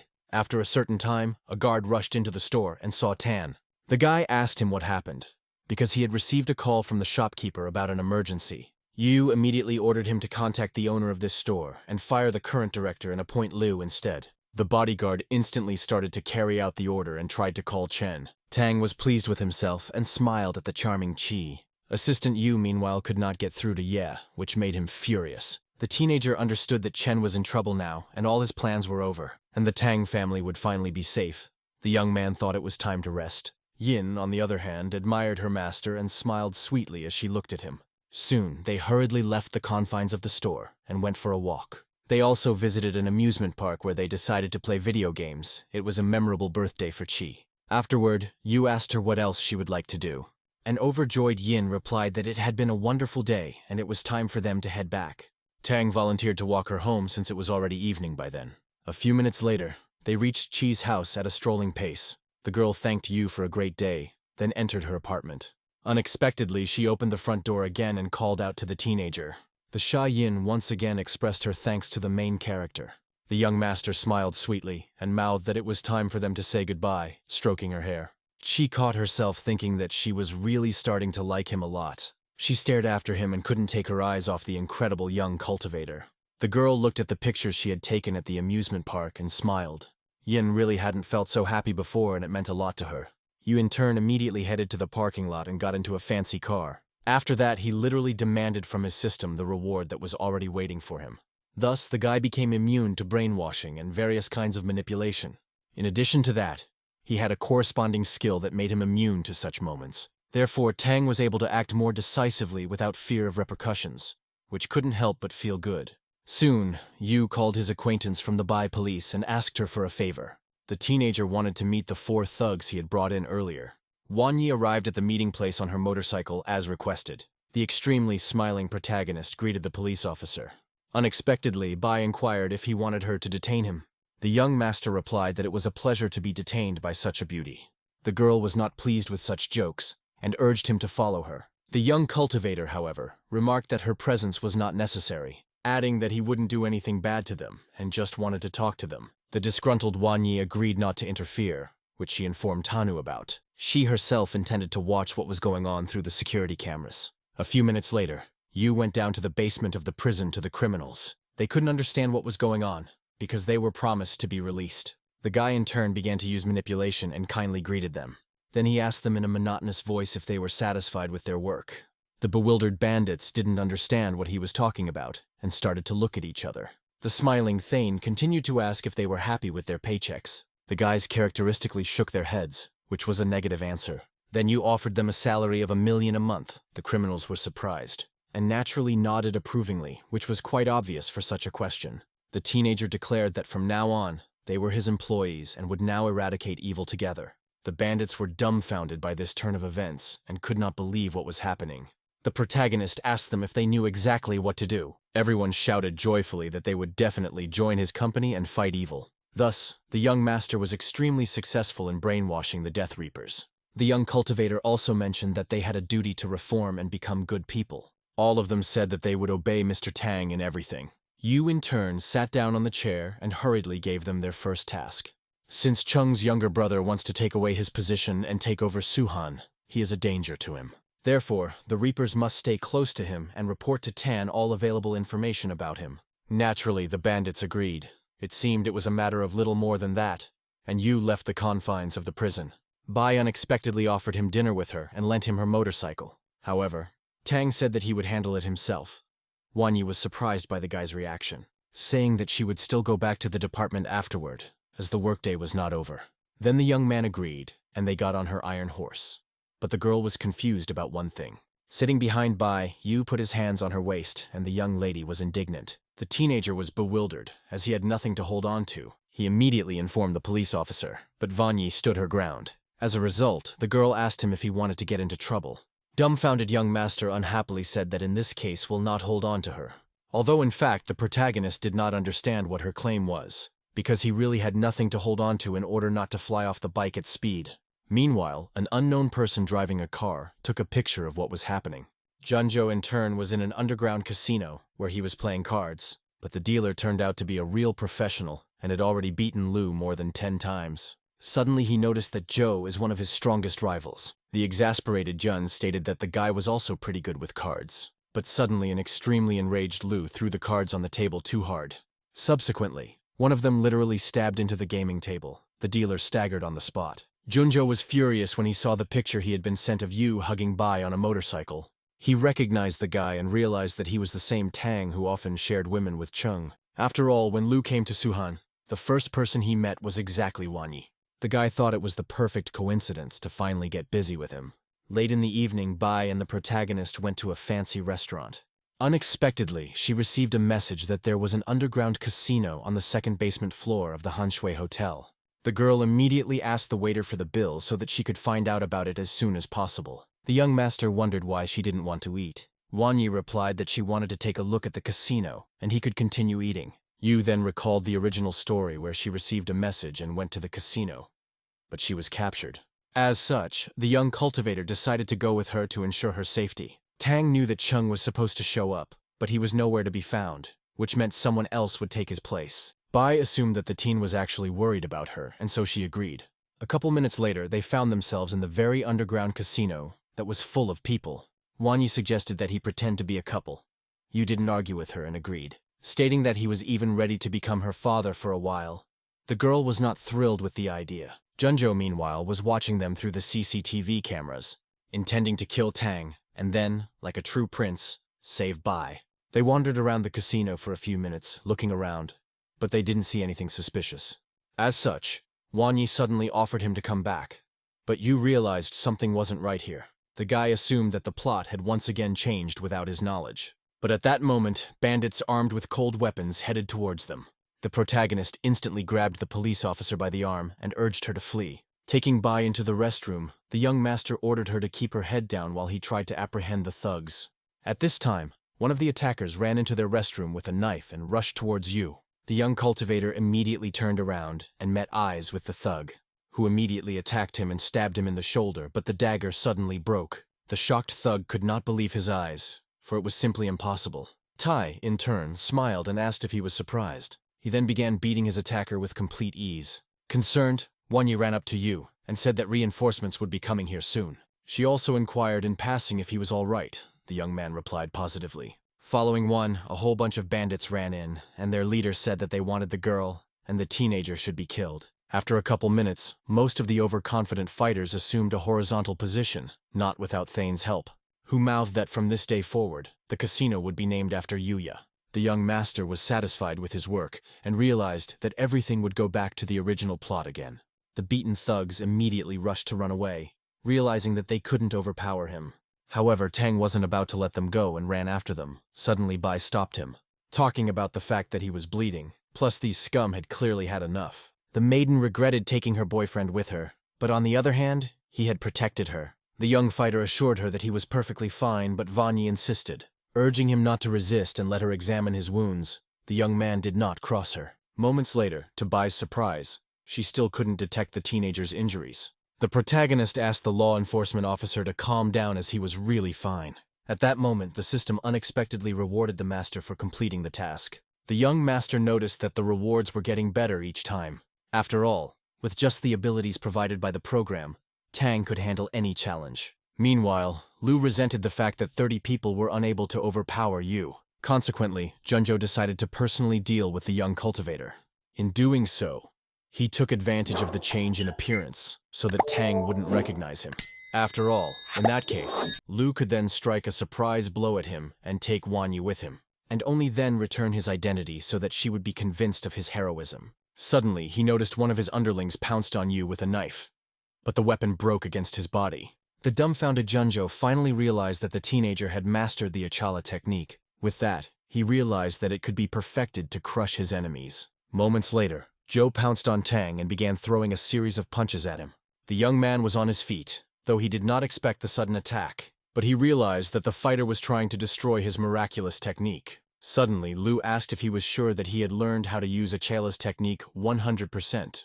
Then Yu realized that it was actually Jun, and he had come right after Chung left. Joe in turn smiled and muttered that there was no tomorrow for Tan. The protagonist understood that the Achala technique should not be used against him, which meant that the Dusky Supreme Beginning should be used. It had been a long time since the young master had been in a situation like this, where there was such a serious opponent. And in addition, everything once again went off script, which had become a kind of tradition. After all, until recently, the young cultivator's journey had followed the original plot. However, it was impossible to trace exactly when the script began to change. Junjo assumed that the boy was praying before his imminent death, which he asked him about, but Tang assured Lu otherwise, saying that he wasn't afraid of Joe. after which Yu began to strike with a special technique. Jun was surprised, for these attacks belonged to the peak of the Huangzi realm. However, he was naturally not going to give up, and also began to show off his skills, assuming that a Chalatana would last for another minute, and then he would be finished. In the end, Lu didn't wait long and attacked the teenager first. After receiving a not weak blow, Yu fell back. He didn't expect such strength from Junjo. At the same time, Tang realized that he was choosing the right moment to make a critical strike. The young master regained his fighting stance and began to confront the angry Lu. What Zhou didn't expect in any way, but also continued to pounce on the cultivator, saying that he wouldn't last long anyway, and today was the day he would die. In response, Yu only smiled and then said a rather obvious thing, that most men are rather predictable, and that's partly their weakness. Tang then delivered a devastating series of punches, and Lu flew off to the side. Junjo was surprised and reminded that the young teacher had no right to do this. At this moment, his mouth suddenly bled and Lu coughed. Zhou also asked how Tan had gotten such incredible and strong abilities. The protagonist replied that this skill was over 30 years old, and even he couldn't stand against it. Jun's gang of thugs were shocked by this outcome of the fight, because they considered their boss to be the strongest fighter. Moments later, police officers rushed into the casino and ordered everyone to stay where they were. Bai immediately ran up to the young cultivator and asked if he was all right. But Yu overnight asked her the same thing. Wang Yi smiled and stated that she was fine. The guy then mouthed that he too had everything under control, and they had arrived in time to help. But after a couple of seconds, the teenager felt sick and seemed like he was about to pass out. Finally, the young man collapsed without feeling, but the law enforcement captain managed to pick him up. Tang fell asleep on top of her, not even having time to pay attention to what had happened. Lu, in turn, could not calm down because Yu really was a strong fighter. Zhou also realized that he should leave, because if he was caught, he would be accused of gambling. Bai, meanwhile, decided to take the teenager to the hospital and ordered her subordinates to capture Jun. Lu was shocked by such a statement of the maiden and hurriedly fled in an unknown direction. But later, Zhou was still apprehended and taken to the police station, where he was interrogated all night, but it did not give positive results. Therefore, it was decided to send him to the detention center. In the prison, he ran into his charges, the Death Reapers. They also recognized him. Naturally, Lu naively assumed that he could still rely on them. Therefore, Junjo absolutely calmly told them his next plan of action. They were gathering much-needed information for their new boss in the person of Tan. Meanwhile, the protagonist was lying in the hospital. Soon Bai visited him. The doctor informed Vanyi that her boyfriend was perfectly fine, and he just needed some rest. The girl instantly began to deny and said that he wasn't really her young man. The doctor was puzzled because he saw them hugging with his own eyes. Naturally, he did not pay attention to it and left. Bai in turn thanked him for his help. She then entered the room where the young cultivator was sleeping and looked at him for a long time. Unexpectedly, the young lady made the decision to remove his clothes and inspect his wounds. With that, Wang Yi unbuttoned his shirt and prepared to inspect him, noticing that the young master had a rather sturdy build. At the same time, his torso was muscular and looked quite convincing. However, Bai never found any mutilation on Yuya's body, which was strange. But suddenly, the protagonist woke up, and with a perplexed look on her face, she wondered what she was doing. The young cultivator suspected something wrong and couldn't understand what Wang Yi was up to. All this time, the girl remained silent. Then the young master repeated his question. Finally, Bai replied that she just decided to examine his body for any injuries. Tai didn't know if she was telling the truth or if she really intended to do something. Suddenly, Yu felt like visiting the restroom, but he didn't know how to mention it. The girl saw that he had an extremely worried face and asked what was wrong. The teenager, blushing, mouthed that he urgently needed to go to the restroom. The perplexed Wang Yi naturally urged him to go, but the young man continued to sit still. It suddenly dawned on her that he was actually having a hard time moving around and needed help. Bai had once helped children in similar situations, so there was no shame in it. Back then, the damsel had helped Tan up and led him to the restroom. Yu was embarrassed. Wang Yi really enjoyed helping him after all. Not too long ago, the guy had saved her. Suddenly, the young man apologized to her and said that he owed her dinner for such an inconvenience. At the same time, Tan realized that finally Bai showed herself from a different side, and she is actually a good person, even though she sometimes has a nasty temper. After that, Yu underwent the much-needed procedure with the help of Captain Wang Yi. By then, Mu Yue was rushing to the hospital and was alarmed by what had happened. After all, she had been informed that her beloved had gotten into trouble at the underground casino. Heading down the hospital corridor, a worried Su saw the young master come out of the restroom with Bai. Wang Yi was holding the young cultivator's hand, and suddenly they met Mu Yue's gaze. The girl became furious. She only had one haunting question. Why did Yui leave the restroom with the police captain? Bai was also uncomfortable. She swept up that Su had come in a timely manner and asked her to help Tan. The young lady decided not to dwell on it and agreed to assist the teenager, though she couldn't banish the situation from her thoughts, realizing that there was actually nothing wrong with him. Su realized that it was necessary to come early to find out for sure what Wanyi had helped him with in the restroom. Yu himself assumed that Muyue was really worried about him and had changed for the better. Traditionally, the maiden had heard his thoughts and caught herself thinking that she hadn't previously worried about him so much. Bai realized that she was superfluous at this celebration of life and hurried to leave the confines of the chamber. The young master in turn began to exploit Su and asked her to fetch some water. Gritting her teeth, Muyue agreed and went to fetch a kettle and a cup. Afterwards, she said that she would help him since he was unable to drink it himself. Naturally, she couldn't stay mad at him for long, and once again looked at the teenager with a loving gaze, who in turn mouthed that he didn't want to make it difficult for her. But he was having a really hard time doing some things, thinking about how he should drink less so he wouldn't ask Su to take him to the bathroom next time. Muyue was shocked at such thoughts from Tang, but she finally calmed down. After all, she realized that Bai was actually helping him go to the restroom. For a certain amount of time, Su obediently helped the protagonist in everything. Afterward, she suddenly asked him to tell her what had happened at the casino. The young master explained that they had dinner with Wanyi and then went to the casino. After telling this story, the young cultivator felt embarrassed, as they usually didn't talk to the deceased in a manner and heart to heart. Instead, their dialogue didn't last more than 3 minutes, and besides, all of his memories were of him trying to please her. Muyue also didn't know how to keep the conversation going and remained silent for the most part. Then she suddenly muttered that he was probably tired and needed a good rest. The teenager agreed to this idea as he was indeed very tired and lay down on the bed. Su herself was shocked, because before she did not want to be near him, but now she was ready to sit silently. Soon the girl left, and the system rewarded the host with another reward in the form of plot hints. As a result of the program's admonition, Tan had a solid plan of action matured, and as soon as Yu fully recovered his strength, he went to his home. Where a joyful Lin was waiting for him, the young lady literally threw herself into her master's arms. Speaking of the fact that he had finally returned home, the teenager smiled in return. Afterward, he asked why she was still awake, since it was already late. They soon went to the protagonist's bedroom, where Han immediately started cleaning up.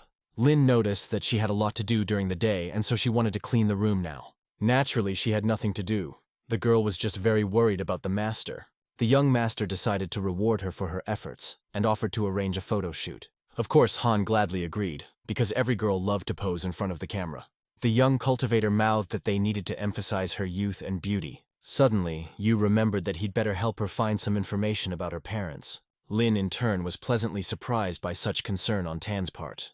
As a result, her affection for him began to grow rapidly, but there was still work to be done. Meanwhile, at Ten Wang's company, where Yixue was in her office, she took a long look at an old picture of them together with Yu, where they were excessively happy and knew no barriers in their relationship. Suddenly, Wang's assistant declared that they were literally made for each other. Suddenly, the damsel muttered that this was the right answer and raised the assistant's salary by 10,000. The young secretary pointed out that she had only told the obvious truth. Then, an extremely happy Yixu raised her salary by as much as 20,000. But at the same time, the assistant reminded Wang that Director Li of Mingzhu Company wanted to meet with her, then asked if she wanted to discuss it with Mr. Tang, who at this moment finally realized that it was actually Mingzhu Corporation. Also sitting in his car, Yu remembered what happened in the original story. After all, when Yixue went to negotiate, she had been drugged quite a bit. Thus, Dragon Lord Ye would not be able to realize his plan, because Tang knew everything in advance. However, due to the change in the script, the role of Chung is now played by Lu. The protagonist immediately sent a message to the Death Reapers. The young master himself hurried to the airport, where he was already waiting for a satisfied Wang. The girl in turn looked as charming as ever and tried to make a lasting impression on Yu. Many male representatives began to turn in her direction. At that moment, a certain head of Juve Corporation named Lu came up to her and tried to get acquainted, but Yixue said that he was older than her father and that he should look for a suitable woman. The man was shocked by such a harsh statement from the maiden and immediately fell silent. Wang then saw her beloved young cultivator in the crowd of people. She elegantly waved her hand at him, calling him her favorite, which came as a surprise to Yu, who was extremely reluctant, but reciprocated, heading in her direction.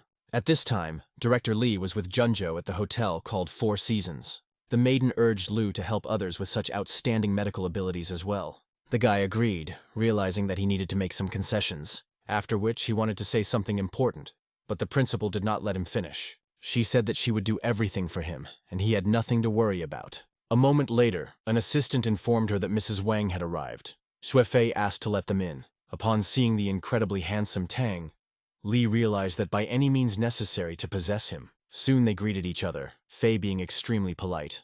Then she turned her satisfied gaze to the protagonist and asked what his name was. The young master instantly realized that this woman had a soft spot for him. Yixue stated that this is her boyfriend, and his name is Yu, and he is the head of Tang's company, while owning shares in her firm. Naturally, Wang also noticed the fat woman's predatory gaze, and she didn't like it. Shuifei in turn didn't hesitate to write out compliments to the young man in Yixue's presence.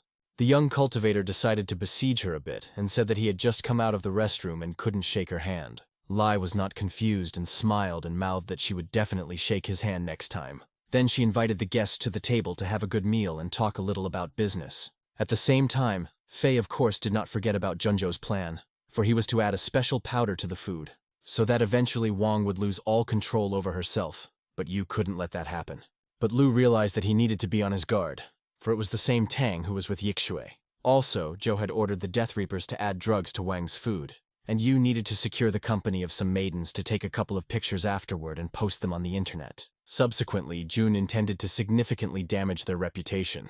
Of course, the four killers realized that they needed to prevent Lu's scheme, which means they need to act quickly and decisively enough. The show began. As a result, the Death Reapers immediately sent a message to the protagonist about Junzhou's intentions, from which the young master realized exactly what the maddened Lu was up to. The young cultivator was about to take action and was constantly thinking about the situation. Yixue listened to his thoughts carefully. At this moment, Shuefei suggested that they have a drink on their arrival in Mingju and discuss business. It could be seen that Li could barely restrain herself from having intrusive thoughts towards Yu. Unexpectedly, Wang apologized and let slip that she was completely alcohol-free. This became a real problem for Fei, because their plan with Zhou could go down the drain. Then Shua once again urged Yixue to keep her company and drink a glass of wine. The girl stood her ground and flatly refused to have a drink with her. She added that in business you have to be respectful, and she might be allergic to alcohol. Li immediately began to apologize and urged her not to react so violently, claiming that she had been careless and made a mistake. Their Fei would make a bad actress, which was what Tang thought, to whom Shui suddenly offered to drink wine as well. Li naively thought that as a last resort, Lu would deal with Yixue and she could take care of Yu. However, the teenager also refused to keep her company and did not drink wine. After all, he knew Junzhou's plan perfectly well ahead of time and was only enjoying himself. Shuefei was shocked by this unexpected turn of events and didn't know what to do. Meanwhile, Zhou was waiting in his room for good news. He didn't know yet that his plan had failed. Naive Lu walked from one end of the room to the other in anticipation of meeting Yixue. After drinking a couple glasses of wine, Jun felt something incomprehensible and walked over to the table. After looking at the alcohol, he assumed that he had been drugged as well. A couple minutes later, someone knocked on his room and Lu thought it was Van. But when the guy opened the door, a satisfied Shuefei entered his room. After a while, a strange sound started coming from Junzhou's room. Zhou's bodyguard immediately jumped to the door and couldn't understand what was going on. After a couple of minutes, people piled up in the corridor, who were also curious as to what had happened. One of them couldn't stand it and shouted, urging the customers to be a little quieter. But from behind the closed door, all they heard was profanity directed at them. The Death Reapers were really enjoying themselves, saying that Lu had the wrong guy. One of them asked the leader of the group what they should do next. The mercenary decided to joke and said that Shuefei had actually done a good job. Everyone began to laugh at the result of the work done, realizing what kind of situation Jun was in. Another one, however, remarked that Mr. Tang had actually come up with a workable plan. The protagonist also believed that everything was going according to plan and needed to keep going. However, at the same time, he did not know what to expect from Mad Joe, who was constantly trying to set him up. Thus, the young master left the confines of the hotel in a good mood. But some influential people did not tolerate such insolence on the part of Lu, and decided to deal with it. Others simply started broadcasting, pointing their phone camera at Jun's door, to eventually capture it on video and post it on the internet, which Joe accidentally heard about and was outraged because this way he could say goodbye to his reputation. So he must urgently run away, but how to do it discreetly remained a question. After all, Lu was on the 40th floor and would not survive such a jump if he were the most powerful warrior. Meanwhile, the uninvited guests were already knocking on his room door and demanding that he open it immediately. The frightened Junzhou climbed over the balcony and still decided to do a desperate act. Somehow, unbelievably, Joe landed on the emergency staircase of the 20th floor, but broke his leg.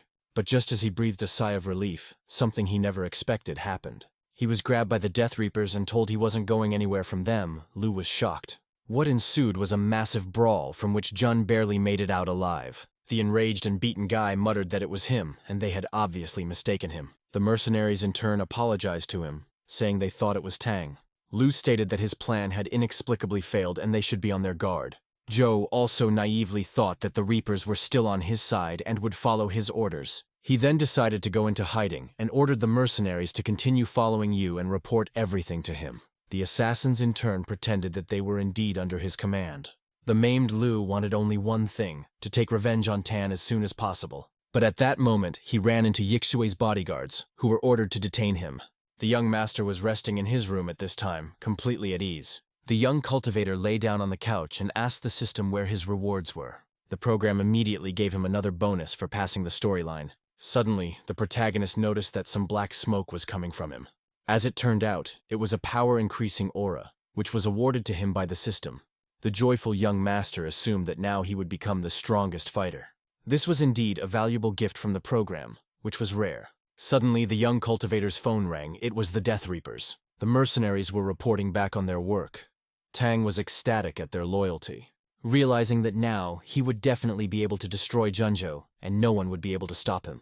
At that moment, someone knocked on his room door. Yu inquired who was there. Yixue replied that she had important business to attend to him, and asked him to open the door. The guy asked why she decided to come so late. After all, they could have discussed everything tomorrow.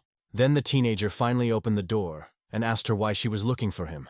Van in turn said sadly that she had a stomachache. The young man asked if the restroom in her room didn't work, and that was why she had come to him.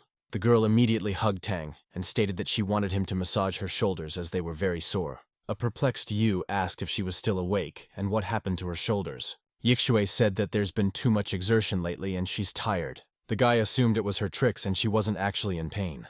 That said, he still volunteered to help her, and invited her to his room. Van sat down on the couch and the protagonist approached her from behind to start the massage. As soon as the young master touched her shoulders, the maiden somehow not naturally declared that he was good at it. The young cultivator extremely persuaded her not to talk so loudly. Yixue remarked that she couldn't help herself, and urged him to continue. Tang in turn didn't understand why she was doing this, and what really made her come in the middle of the night.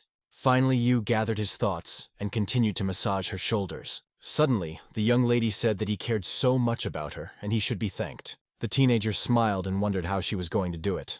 Realizing that things weren't going exactly according to the script, and there might be consequences. Suddenly, Yixue stood up and headed for the exit, then asked if he could keep an eye on his phone. Soon Wang was gone, and an incomprehensible Tang sat down on the couch, looking at his phone. A couple minutes later, he got a text from her, where she offered to help him sleep. Yu began to realize that the girl had decided to play around a bit and wanted to intrigue him. After that, the girl started sending him pictures of her in a rabbit costume. The guy enjoyed looking at her pictures, but did not know what to say. However, in doing so, he definitely realized what Yixue was really trying to achieve. Thus, Wang tried to lure the protagonist out, but after 10 minutes, Tang did not come to her. Even after half an hour, her door was not opened by the young master, which greatly upset the girl. 2 hours later, the young cultivator also didn't show up at the doorstep of her room, and Yixue got angry. The next day, the teenager calmly walked down to the first floor of the hotel and took a seat in the cafe. Tang ordered himself a cup of coffee and sipped the hot beverage completely at ease. At the same moment, an extremely disgruntled Wang came up to him and remarked that someone didn't get enough sleep last night. She herself was furious. How could Yu not understand her hint? After all, everything possible had been done for this purpose. Suddenly, the young man muttered that he wouldn't be coming to see her next time either. Yixu instantly changed the subject and said that she had to stop by the office and they could stay for a while longer afterward. However, Tang stated that he had a lot of things piling up and would be late, but remembered that in a couple of days, according to the story, there was going to be an auction where a statue of a jade lion would be raffled off. Inside, it is a magic pill of Baijiquan, with the help of which a person can learn the pinnacle of the art. And since Chung won't be able to participate in the auction, Junzhuo will take his place. Soon, Tang went to the airport to be at the auction in time. While waiting for his flight, the guy started looking at various news on the internet. Meanwhile, a man in a wheelchair accompanied by his daughter passed by Yu. They were talking about Lu's medical skills. In the chair was actually the head of the oldest clan in Suhan named Yuan Shan. The daughter assured her father that Jun could definitely help them, and his abilities were truly incredible. Tang realized that this would require someone to give their life. Besides, the effect would not last long. The girl suddenly heard the young man's thoughts and started looking around to see where the sound was coming from. Then she found out that except for the guy sitting across from them, there was no one else. The protagonist noticed that the girl was looking at him suspiciously. Naturally, she was curious about what this person might know about Junjo's treatment. All the more she recognized the young master as the same Tang and decided to ask. But as soon as the maiden wanted to talk about her father's situation, it was as if an unknown magic prevented her from speaking. The bewildered young cultivator inquired about what had happened to her. Yu suggested that she also had some sort of ailment and was having a hard time talking. Yuan noticed something incomprehensible was happening to his daughter. He asked what was wrong with her. After a few seconds, Yuga replied that she was fine, realizing that she had definitely heard someone's thoughts. The young lady then decided to ask the second-generation rich man if Tan could recommend a good doctor, since he was obviously familiar with them. Shan immediately ordered her to stop pestering Mr. Yu, stating that Lu would help him. The teenager thought of Zhou curing Mr. Yuan in 3 sessions, but then he should expect a speedy funeral. After that, the teenager still advised them to go to Dr. Jiang since he knew him personally. However, Yaga stated that they had already asked him for help, but he had never done anything. Tang continued to ponder that Lu definitely wouldn't help them, and that Jiang should be approached again. Suddenly Shan said that there were too many crooks in the world and they couldn't turn to just anyone. But the guy stood his ground, for he understood perfectly well what awaited them in the case of Jun's treatment. Suddenly Yuan's daughter muttered that they should really listen to Mr. Yu. The dumbfounded father started to object and said that it would never happen. The protagonist decided to stay out of their business and abruptly fell silent, without uttering a single thought. Shan in turn reminded Wen that they had a flight to catch and needed to go. After a certain amount of time, the young master also went to board. Unexpectedly, Yag found him in the cabin of the airplane and once again approached him. The young cultivator was extremely surprised, as they had previously discussed everything. Tang politely inquired what business Ms. Wen had come with this time. The girl apologized for her father, saying that he was taking everything too personally. Yu stated that nothing terrible had happened, and it was just a small misunderstanding. The guy decided to help her with her father after all, knowing that he would feel much better after the treatment. Yag was shocked by such thoughts of the teenager. She wanted to believe that he would really help. As such, she immediately handed him her card and told him if he needed anything, he could always call her. After a while, they finally arrived at Dr. Jiang's medical center. On the way to the hospital, Yuan kept asking his daughter what Mr. Tang had told her, adding that there was no way he could be trusted since they were even strangers. However, Wen urged her father to calm down and at least try to listen to his advice. After that, they entered the medical center, where they were met by old man Jiang. Yen remarked that they didn't really want to bother him, and he wasn't feeling bad overall. At this point, the doctor interrupted his speech and said that he would be able to help him. That being said, Sean was still skeptical about the old man's candidacy. Jiang said that if he wanted to be treated by another doctor, he would have to endure cauterization and acupuncture every half a month. He added that of course, such treatment would drain him of all his juices, and he wouldn't live long. Then even specified that within a year Yuan would say goodbye to his life. Yaga was shocked by the doctor's words. It was only then that Shan realized that he was indeed lucky to have met Tang. Concerned, Wen asked Jiang if he could definitely cure her father. The old man replied positively, stating that it would only take a few treatments. Yag in turn began to thank the doctor and said that they had not come to him in vain. At the same time realizing that Lu wanted to frame them and he needed revenge. At this time, Lu had already checked himself into the hospital and arrived at Wen's house to meet with her and Yuan. Junjo naively thought that everything would go according to plan, and he would soon become the strongest fighter.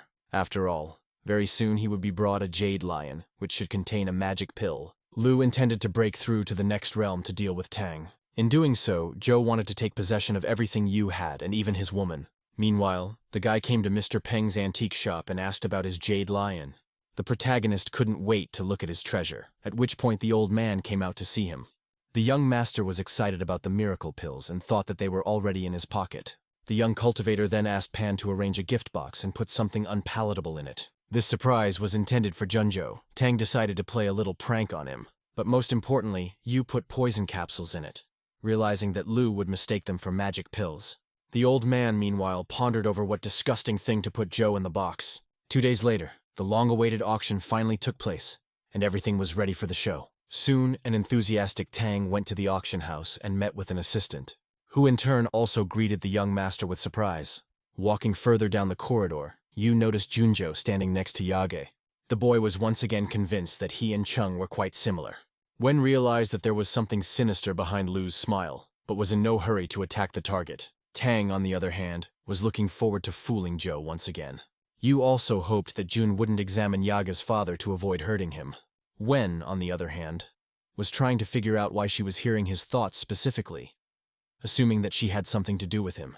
At this moment, the auction house assistant announced that the next lot was a jade lion. The starting price of this statuette was 5 million, and the bidding began.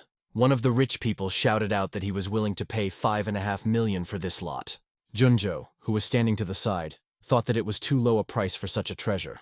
Therefore, Lu said that he would pay as much as 9 million for the statue, as soon as the auctioneer started counting down to make sure no one else would bid. At that moment, Tan bid 50 million, which was a real shock to most people. The people in the audience started talking about how it was too excessive a price for some statue. Jun realized that the young master actually knew about the secret of the jade lion, therefore, made a worthy competition to him in acquiring the art capsule.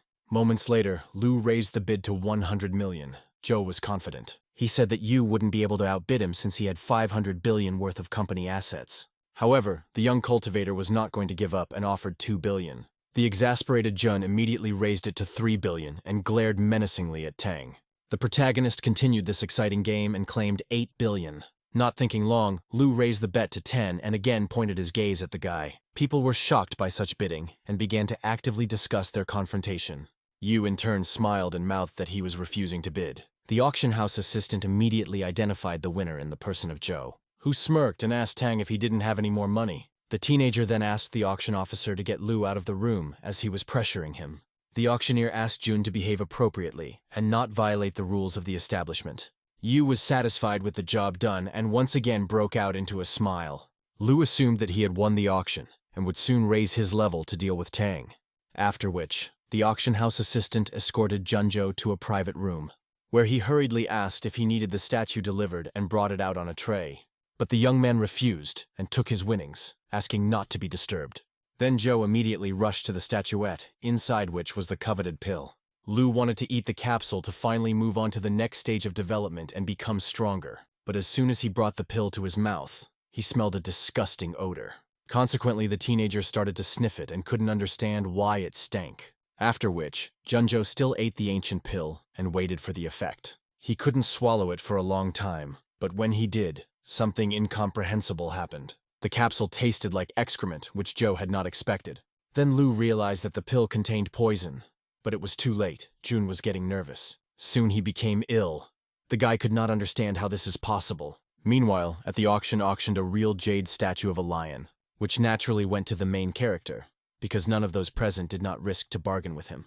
A couple minutes later, a distraught Lu ran into the hall and threateningly said that Yu had no right to do that to him, adding that no one had ever dared to treat him like that, and now Tan was finished. Jun was out of breath, and in the middle of the hall, he threw himself towards the young master.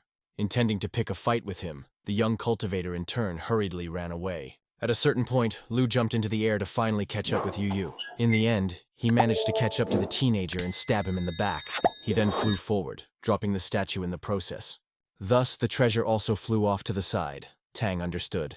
The lion by any means should not be given to Joe. However, Jun still took possession of the jade statue and could not believe his eyes, after which he pronounced that tomorrow would not come for the young master. But what was strange was that the protagonist didn't even try to take the magic pill away from him. But Lu did not pay attention to this, because he was only thinking about absorbing the capsule as soon as possible. A moment later, Joe ate the pill and smiled evilly, believing that Yu was finished. The young cultivator also began to smile, and then Juju suspected something wrong. But the pill had already been absorbed, and he wondered why Tang was smiling. At this moment, some kind of painful change began to occur in Lu's body, and he realized that it was poison again, assuming that Yu actually possessed the skills of his dragon organization. Of course, Tang had long ago managed to eat the real pill and once again fooled Joe. However, even the poison capsules couldn't kill Jun, but negatively affected his abilities. As such, the advantage was on Yu's side, and he sprang into action. Lu didn't have the ability to resist due to the huge amount of toxins in his body. As a result, he endured the beating of Tang, who mercilessly delivered his blows to him. Joe made the decision to run away before the young master finally finished him off. Suddenly he noticed Yaga running after him. Lu thought she would help him. Turning to her, Junjo asked her to help him deal with this man. The guy in turn naively assumed that Wen was fascinated by him and was definitely on his side. Yaga agreed to assist him in confronting the protagonist. Joe immediately urged her to attack the young master, and he would go around him from behind. But after a couple of seconds, the girl gave him a sudden attack in the back, which Lu did not expect in any way. The dazed Dragon Soul organization member didn't understand what she was doing. At this moment, the young cultivator attacked him from the front and continued to beat him up. Thus, the shocked Jun found himself in a horizontal position, not understanding what was going on and why Yage suddenly went to Yuya's side. Wen muttered that she knew about his dirty deeds since he wanted to take away her father's business. Tang was pleasantly surprised that the young lady was so smart and made the right choice. Lu in turn hurriedly got up and ran away from the auction house. Yaga urged the teen to rush after him. Joe felt his death approaching and could do nothing about it. Running out into the street, a weakened Junjo saw a small truck on the road. He realized this was his only chance for salvation and rushed to the truck. Lu soon jumped onto the vehicle and grabbed onto it and rushed off into the distance. Then turned to Tan and Wen and muttered that they would never catch him. The girl bitterly realized that he had once again managed to get away with it. At that moment, the protagonist caught up with Yaga, noticing that she had found out about Lu's schemes after all. The young lady thanked the young master for his kindness, and even bowed down to him. Yu stated that it was nothing, and as soon as he had information about Jun's whereabouts, he would let her know. Wen also asked Tang to come visit them as his father wanted to personally apologize to him. The young cultivator wasn't particularly eager, but he couldn't refuse her either. Meanwhile, Junjo drove outside the city and jumped off the truck. His bitterness had no limits. The only thing Lu wanted was to destroy all the enemies. However, after a moment he felt uncomfortable again, and it seemed that he was going to faint. He made his way to a bench in the park and sat down on it. After that he lay down and fell asleep, as his condition was extremely deplorable. People passing by him came to the conclusion that the young man had simply had too much to drink. They did not like such behavior on the part of the teenager, because children could be walking in the park. Accordingly, he did not set a good example to the younger generation. As a result, unknown people decided to teach the drunkard a lesson and rob him, in order, of course, to give the money to the common people. To their surprise, he had a few thousand in cash, which they were only happy about. After a few hours, Junjo came to his senses and tried to raise himself up. He couldn't understand why his whole body ached, as if he had worked tirelessly. Lu sat on the bench for a while to recover. After that, for some unknown reason, he came to the conclusion that perhaps there was no miracle pill at all. Suddenly, Joe remembered his bitter rival and became angry again. Meanwhile, Chung continued the recovery process in the He family's hospital. But despite this, Ye didn't forget to train hard and practiced as well. After a while, the leader of the Dragon Soul organization, satisfied with himself, entered the Xuanzi realm. At this moment, he was suddenly called out by Yin and Yan, calling him a dragon lord. Chung instantly inquired about the progress of the task. The two mercenaries said that they had infiltrated the Tang family and obtained the necessary information. This couldn't help but please Ye, who noted their excellent work. Suddenly, he thought about how the Death Reapers had betrayed him and had gone over to Lu, with Lun still in prison. Consequently, Chung made the decision to go to Suhan and blabbed about his breakthrough. Chi and Lin were shocked by such news, for if Ye really improved, there could be trouble. The dragon leader stated that it was time to destroy Tang and Junjo. He also ordered Yin to continue gathering information about the young master's family, and Yan to stay near his family circle to set a real fire and exterminate them all afterward. After which, the maidens hurriedly left the hospital in thought. They silently headed towards the exit, realizing that the young cultivator was indeed in danger. And since they were both in love with the protagonist, naturally the girls didn't want to harm him. Unexpectedly, Chi slowed down a bit on the way and pulled out a knife. Lin didn't notice anything, but when Yin pointed the weapon in her direction, Yan caught up and bounced back. As a result of a small scuffle, Lin managed to snatch the knife from her opponent's hands. She immediately attacked her, but Chi also dodged the blow. From good friends, they literally turned into hated enemies in seconds. A dumbfounded Yan asked what had happened and why she had attacked her. Yin replied that she was actually on the young master's side and therefore had to kill her, adding that she still couldn't understand why Lin had joined Chung's team. The girl was shocked by such news, and stated that she too was in favor of the young cultivator. However, Chi didn't believe her and muttered that her father had always helped Yu family. But Yan continued to assert that she was on the side of the protagonist, and didn't wish him harm. The girls spent a certain amount of time arguing furiously, and suddenly fell silent. Yin in turn did not stop doubting Lin's words and seeing her as an enemy. At this time in the house of Wen, where Yage, as promised earlier, brought Mr. Tang. The servants greeted the girl and she went inside, at which point the bodyguards tensed up, for she had not entered the house alone, but in the company of an unknown man, in whom, after a moment, they recognized the same Mr. Yu, and assumed that he wanted to harm her. But suddenly Wen came closer to the guy, making it clear that he is not dangerous at all. Naturally, the protagonist did not care about everything that was happening. He thought only about the rewards of the system. Yag asked the young master to go to his father's office, who was already waiting for him. After a while, Yuan finally met with the young cultivator. Shan immediately apologized for his recent behavior. Yuan noticed that he was indeed on his feet. He hurriedly congratulated Wen's father and said that their lives would be better now. Yen said that if the boy needed his help in the future, he would be happy to help him. He replied that he didn't need anything and thanked him, but he really needed the family. Suddenly, Yaga said that Zhang had indeed helped his father, but his qualifications were still not enough to cure his father permanently, adding that she had to ask Tang for help, namely to tell her about the way to cure her father. The teen mouthed that he would be able to help them, but only on one condition: if they agreed to keep his family safe. He also warned that his enemies were extremely dangerous. After all, no one knew for sure what the Dragon Soul organization was capable of and what kind of power they had. Therefore, the guy wasn't sure if anyone would be willing to help him against this sect. Wen replied that she would help in any way she could if the young master cured her father.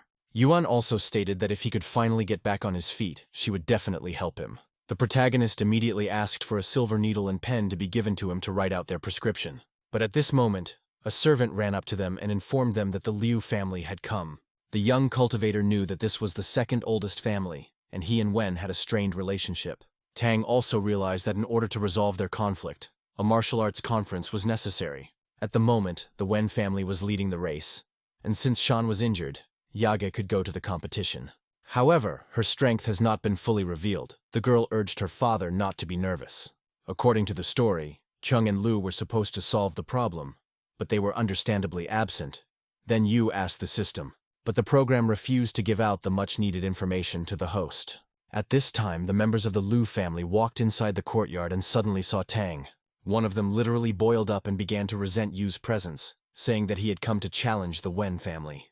But the young master saw a certain strangeness in him and began to stare at him. Suddenly, Tang noticed the worms in the heart of the Liu family representative. Then the guy thought about it, and came to the conclusion that Junzhou could not have done this. So it was Cheng's own doing, and if he won the conference in this way, the Tang clan would be in danger. Staying in a long reflection, soon the protagonist returned home in a bad mood. As soon as the young master stepped over the threshold of the house, he saw Qi and Yan. The young cultivator couldn't understand why they were no longer hiding their identities. As such, Yu assumed that Ye had ordered them to reveal themselves, but either way, Tang had all the proof he needed. Suddenly Yin muttered that she had come to him to talk to him about her father.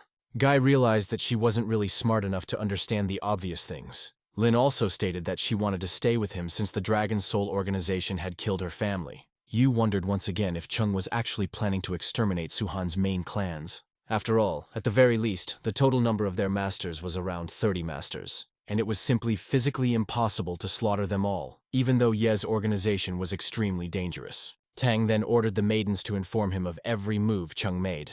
At the same time, after the conference, he would obviously take some kind of action, and should be prepared for it. The teenager sincerely believed that he would soon come to an end, because he had gained a good amount of support. Soon the long-awaited ancient martial arts competition began. Wen seated all the masters in their seats and prepared for the conference. All the elders were given tea, which they happily drank and watched the event. Naturally, they were waiting for Chung to appear. Yu noticed that their hearts were bound by some kind of magic. The tea suddenly made the masters feel better, which was also Ye's intention. Soon the conference officially began and everyone was in anticipation. Qing suddenly appeared in the arena and defeated the first opponent in just a few seconds. Even Yag became invisible against him. Ye literally overshadowed everyone with his incredible strength. Wen also had 4 victories in a row and prepared for battle with the dragon leader, who in turn inquired where Junzhou had fled to, for he wanted to teach him a lesson as well. The arrogant girl said that for the time being, he had to concentrate on the fight with her. Ye said that he would easily deal with her, and then Lu would probably show up.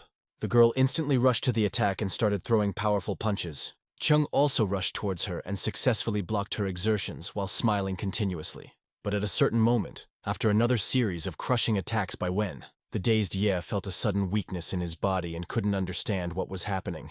The elders also didn't understand why Chung couldn't overpower Yage. After all, it was impossible. Unexpectedly, he accused her of using poison and ended up poisoning him, after which he once again urged her to attack, believing that even in such a state, he was capable of defeating her. At this point, Xiao Yue informed that Ye had actually poisoned the masters, but the medicinal tea would help them reduce their toxin levels.